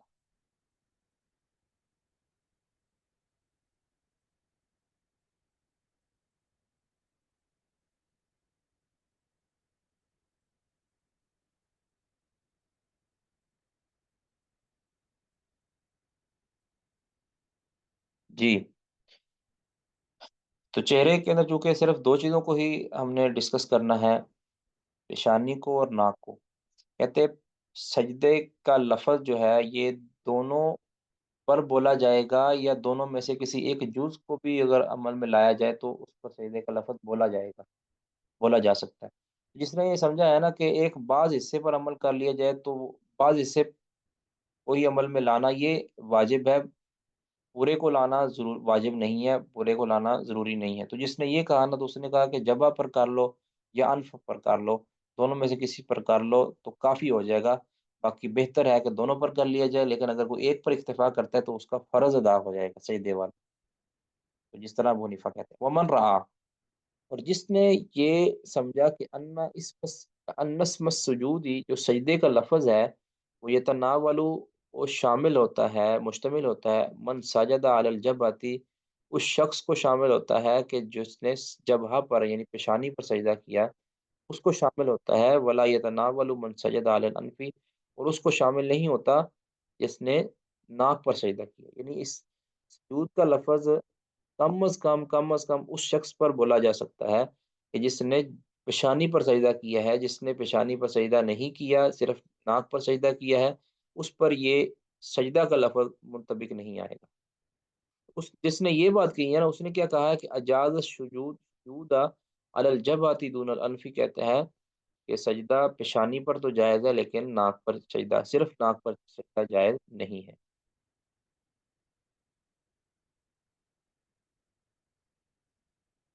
دوسرے لفظوں میں کہ ناک چھوڑ کر اگر کوئی پیشانی پر سجدہ کرتا ہے تو یہ جائز ہے، پیشانی پر سجدہ، یہ جس طرح امام مالک کہتے ہیں۔ وہذا، اور یہ جو ساری جو کہتے ہیں کہ اختلاف ہے نا، ھذا کأنہ تحدید للبعض الذی هو امتثالہ هو الواجب مما ينطلق علیہ الاسم، یہ دراصل کہتے ہیں کہ اس بعض حصے کی تحدید ہے، الذی هو امتثالہ کہ جس کو عمل میں لایا جا رہا ہے، جس پر عمل کیا جا رہا ہے، هو الواجب مما ينطلق، یہ وہ واجب حصہ ہے کہتے ہیں جس پر یہ سجدہ کا لفظ بولا جاتا ہے۔ ٹھیک ہے، یہ کہتے ہیں کہ تحدید ہے ایک طرح کی کہ کون سا بعض حصہ ہے کہ جس کے اوپر یہ یعنی کون سا بعض حصہ ہے کہ جس پر واجبی طور پر یہ لفظ بولا جا سکتا ہو، یعنی جس کی وجہ سے، جس پر عمل کرنے کی وجہ سے ہم کہہ سکیں کہ اس پر عمل کرنا واجب ہے، تب جا کے اس پر یہ لفظ سجدہ کا بولا جائے گا۔ کہتے ہیں اس کی تحدید کے اندر اختلاف ہے، اس کی تحدید جس نے جس طرح کی ہے اس نے اس طرح جو ہے نا وہ فتویٰ لگا دیا ہے۔ کہتے ہیں کان ھذا علی مذہبی من یفرق بین ابعاد، اب یہ ایک جو ہے نا ایک قاعدہ بیان کر رہے ہیں کہ کہتے ہیں وکان ھذا، اور یہ جو اختلاف ہے نا یہ ہے، اس کی بنیاد یہ ہے علی مذہب من یفرق ان لوگوں کے مذہب کے مطابق کہ جو فرق کرتے ہیں بین ابعاد الاشیاء چیزوں کے اجزاء کے درمیان۔ ٹھیک ہے، جو چیزوں کے اجزاء کے درمیان فرق کرتے ہیں کہ کوئی بھی چیز ہے نا اس کے اگر مختلف اجزاء ہیں نا، ہر جز کا کہتے ہیں کہ حکم مختلف ہے، جو تو کہتے ہیں نا کہ کوئی بھی جز ہے اس کا حکم ایک ہی ہے، ٹھیک ہے، یہ کہہ لیں کہ جو کہتا ہے کہ کوئی بھی شے نا اس کے اجزاء نہیں بنائے جا سکتے، سجدہ ہے، سجدہ جتنے چیزیں اس میں شامل ہیں سب پر سجدہ کرنا ہے جی، اس کے اندر اس کے جز نہیں بنائے جائیں گے، یہ چیز اس کی الگ ہے، یہ الگ ہے، یہ الگ۔ جو لوگ ابعاض الشیء یعنی ابعاض الشیء چیزوں کے حصوں کے درمیان، اجزاء کے درمیان فرق کرتے ہیں نا، یہ ان کے مذہب کے مطابق ایسا ہوتا ہے کہ کس پر سجدہ کیا جائے تو اس پر سجدے کا لفظ آئے گا، کس کے اوپر نہیں کیا جائے تو نہیں آئے گا۔ تو کہتے ہیں وَكَانَ هَذَا عَلَى مذہب مَن يُفَرِّقُ، یہ ان کے مذہب کے مطابق ہے کہ جو فرق کرتے ہیں بین ابعاد الشیء، شیء کسی بھی شے کے اجزاء کے درمیان۔ فرآ ان بعضها يقوم في امتثال مقام الوجوب وبعضها لا يقوم مقامه، تو انہوں نے سمجھا ہے کہ ان بعضها کہ اس سجدے کا بعض حصہ یقوم فی امتثاله اس پر عمل کرنا قائم ہوگا مقام الوجوب، وجوب کے قائم مقام ہو جائے گا اس پر عمل کرنا، یعنی وبعضها لا يقوم مقام، اور بعض حصہ دوسرے یعنی وجوب کے قائم مقام نہیں ہوگا۔ اب جس نے کہا ہے نا کہ پورا، ویسے تو ہے کہ سجدہ کا لفظ جو اصل جو ہے کہ سجدہ کا لفظ پیشانی اور ناک دونوں پر بولا جاتا ہے۔ اب جو ان اجزاء کے اندر فرق کرتے ہیں کہ ان اجزاء کے حکموں کے اندر فرق ہے، ان میں سے بعض نے کہہ دیا کہ جی جو پیشانی ہے یہ فرض کے قائم مقام ہو سکتی ہے، یعنی یہ اس پر صرف سجدہ کر لیا جائے تو فرض کا جو ہے نا فرض ادا ہو جائے گا، اور جس نے کہا کہ جو ہے نا پیشانی کی بجائے ناک بھی جو ہے نا اس کی جگہ لے سکتا ہے، قائم مقام ہو سکتا ہے، اس وجہ سے جو ہے نا فرق ہو گیا۔ کہ فتعمل ھذا، اس پر غور کر لو کہ یہ جو فرق ہوتا ہے نا ابعاد الاشیاء کا، کہ بعض حصے پر عمل کر لیا جائے تو کل پر عمل کے برابر ہو جائے گا، جس نے کہا کہ اس حصے پر عمل کر لیا جائے تو کل پر جو برابر ہو جائے گا، کسی نے کہا کہ اس حصے پر عمل کیا جائے تو کل پر کے برابر ہو جائے گا، کسی نے کہا کہ اس حصے پر عمل کیا جائے تو کل کے برابر نہیں ہوگا۔ تو یہ جو فرق ہے نا کہ جن چیزوں کے اجزاء ہیں ان اجزاء میں سے کن اجزاء پر عمل کرنے سے کل پر عمل ہو جائے گا اور کن اجزاء پر عمل کرنے سے کل پر عمل نہیں ہوگا۔ تو کہتے ہیں فتعمل ھذا، اس پر غور کر لو، فإنہ اصل فی ھذا الباب، اس باب کے اندر، ان مسائل کے اندر یہ قاعدے کی حیثیت رکھتا ہے۔ وإلا جاز لقائل، ورنہ کہتے ہیں کوئی یہ بھی کہہ سکتا ہے، کہتے ہیں ورنہ کوئی کہنے والا یہ بھی کہہ سکتا ہے کہ انہ ان مس من انفہ الارض، کہ اگر کوئی شخص اپنے ناک کا ایک حصہ، کتنا حصہ، مثقال خردل، ایک رائی کے دانے کے برابر بھی اگر کوئی بندہ زمین پر اپنا ناک کا حصہ لگاتا ہے نا، تم سجودو، اس کا بھی سجدہ مکمل ہو جائے۔ کیوں؟ کیونکہ یہ جو ناک کا ایک رائی کے دانے کے برابر حصہ ہے، یہ بھی تو جز ہے نا اس کا ناک کا، ٹھیک ہے۔ اچھا کوئی یہ بھی تو کہہ سکتا ہے، یعنی اگر یہ قاعدہ رکھا جائے بھی اب کوئی بھی چھوٹے سے چھوٹا حصہ، کسی بھی شے کا چھوٹے سے چھوٹا حصہ، اس کا ہر جز پر کل کا اطلاق ہو سکتا ہے۔ پہلے تو یہ ہے نا کہ فرق کرنا، کہتے ہیں کہ یہ ان کے درمیان ہے کہ جو فرق کرتے ہیں کہ چیزوں کے جو اجزاء ہوتے ہیں، چیزوں کے جو حصے ہوتے ہیں، کسی بھی چیز کے حصے ہوتے ہیں، ان کے حکموں کے اندر فرق ہوتا ہے۔ ان میں سے بعض حصے ایسے ہوتے ہیں کہ جو کل کے قائم مقام ہو جاتے ہیں، اور بعض حصے ایسے ہوتے ہیں کہ جو کل کے قائم مقام نہیں ہوتے۔ اگر کوئی فرق نہ کرے نا ان چیزوں کے اندر، کسی بھی چیز کے اجزاء کے اندر کوئی فرق نہیں ہے، حکم کے اندر کوئی فرق نہیں ہے، کسی ادنا سے ادنا جز پر بھی عمل کر لیا جائے تو کل پر عمل ہو جائے گا۔ اگر کوئی یہ کہتا ہے نا، کہتے ہیں تو پھر اس کو یہ بھی کہنا پڑے گا کہ اگر کوئی ایک ذرہ برابر بھی اپنا ناک کا حصہ زمین پر ٹکا دیتا ہے تو کہتے ہیں اس سے بھی یہ فرض ادا ہو جائے گا، کیونکہ تم سجودو، اس کا سجدہ مکمل ہو جائے گا، کیونکہ اصولی طور پر اگر اس کا یہی قاعدہ رکھا جائے کہ ہر جز کے اوپر کل والا حکم لگے گا، کہتے ہیں پھر تو اس کا سجدہ اس طرح بھی ہو جانا چاہیے، جبکہ اس کا تو کوئی بھی قائل نہیں ہے۔ کہتے ہیں وَأَمَّا مَنْ رَعَا، اور کہتے ہیں رہا وہ شخص جس نے یہ خیال کیا ہے کہ ان الواجب هو امتثال، کہتے ہیں کہ واجب اس میں کیا ہے سجدہ کے اندر، هو امتثال كل ما ينطلق عليه الاسم، وہ تمام کی تمام حصے کو عمل میں لایا جائے کہ جس پر یہ لفظ بولا جاتا ہے، یعنی سجدے کا لفظ چہرے اور ناک پر بولا جاتا ہے، تو کہتے وہ سارے کا سارا عمل میں لایا جائے گا تو سجدہ ہوگا، واجب یہی ہے، جس طرح امام شافعی کہتے ہیں۔ تو فل واجب عندہ، تو کہتے ہیں واجب ہے اس کے نزدیک اس صورت کے اندر کہ جس نے یہ کہا ہے نا کہ سارے کے سارے جس پر سجدے کا لفظ بولا جاتا ہے اس پر عمل میں لایا جائے گا تو واجب ادا ہوگا، تو کہتے ہیں واجب عندہ، تو اس کے نزدیک واجب ہے کہ یسجد علی الجبہۃ والانف، کہ وہ چہرے اور جو چہرے کا سجدہ جو ہے نا وہ جبہہ پر اور ناک پر دونوں پر کرے۔ وہ شافعی یقول، اور امام شافعی کہتے ہیں کہ ان هذا الاحتمال الذي، امام شافعی کا چونکہ یہی مطلب رائے ہے نا کہ چہرے اور ناک دونوں پر سجدہ کیا جائے، کہتے ہیں کہ امام شافعی کہتے ہیں ان هذا الاحتمال الذي من قبل اللفظ، یہ جو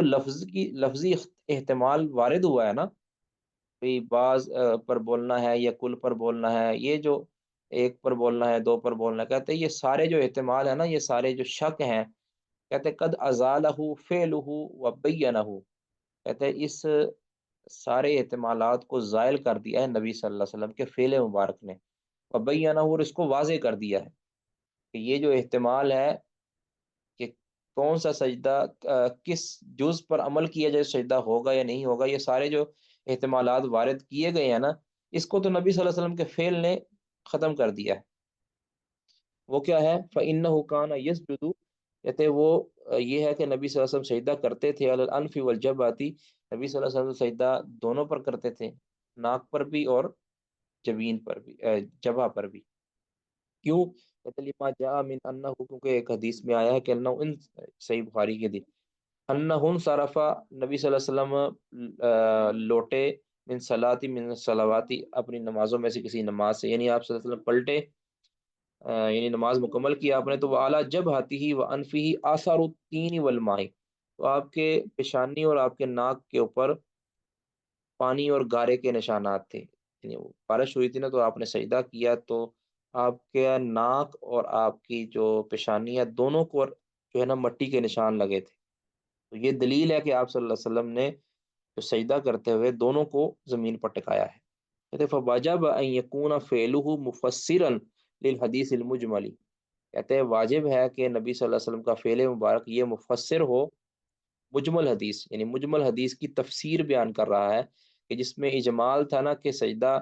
دونوں پر کرنا واجب ہے یا ایک پر کرنا، کہتے ہیں نبی صلی اللہ علیہ وسلم کے فعل مبارک نے اس کی تفسیر کر دی ہے۔ وقال ابو عمر ابن عبد البر، ابن عبد البر کہتے ہیں وقد ذکر جماعت من الحفاظ، حفاظ کی ایک جماعت نے حدیث ابن عباس کو ذکر کیا ہے، فذکروا فیہ الانف والجبہۃ، اس میں ناک اور چہرے، ناک اور پیشانی دونوں کا ذکر کیا ہے کہ جو آپ نے چہرے کا ذکر کیا تھا نا، اس میں انہوں نے جو ناک اور چہرے کا، ناک اور پیشانی کا وہاں تذکرہ کیا ہے جماعت حفاظ نے، یعنی وہ روایت ذکر کی ہے۔ قال القاضی ابو الولید، قاضی ابو الولید، اب یہ یا تو ابو الولید الباجی ہیں یا پھر ابو الولید یہ ابن رشد خود ہیں، یہ کہتے ہیں کہ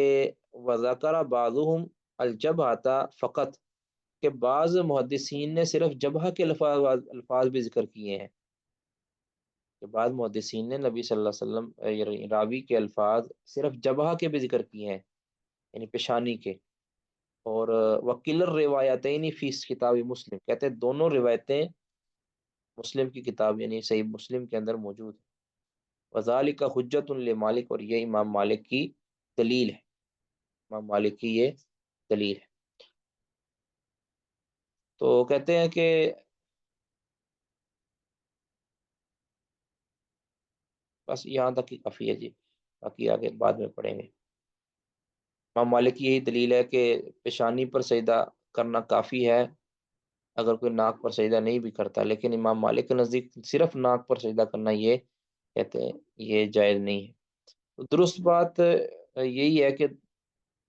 واجبی طور پر جو ہے نا، واجبی طور پر اگر کوئی شخص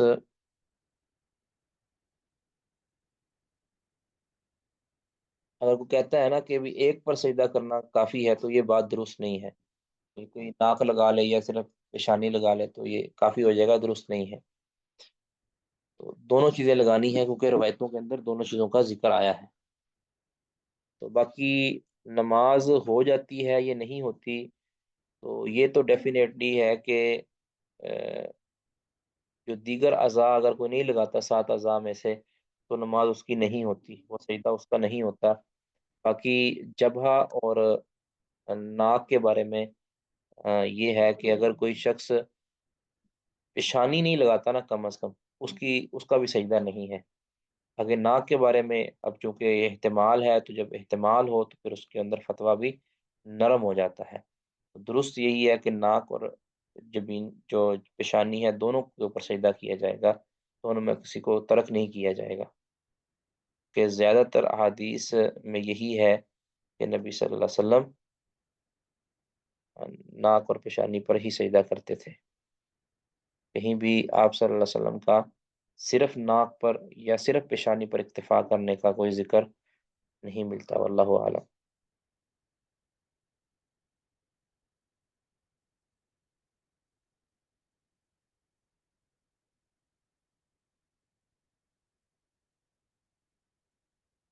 یہ جو مسلم والی روایت کی طرف اشارہ کر رہے ہیں، نیچے انہوں نے حاشی میں یہ لکھا ہے، ایک منٹ میں ذرا،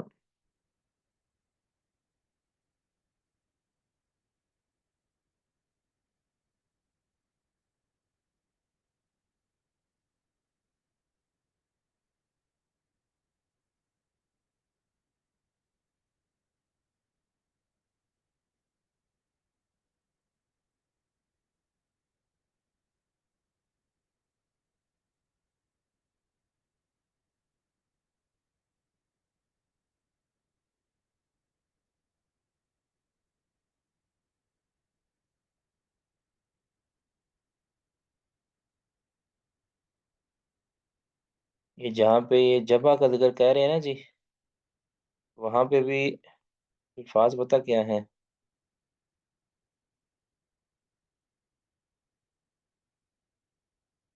یہ دیکھیے گا ذرا،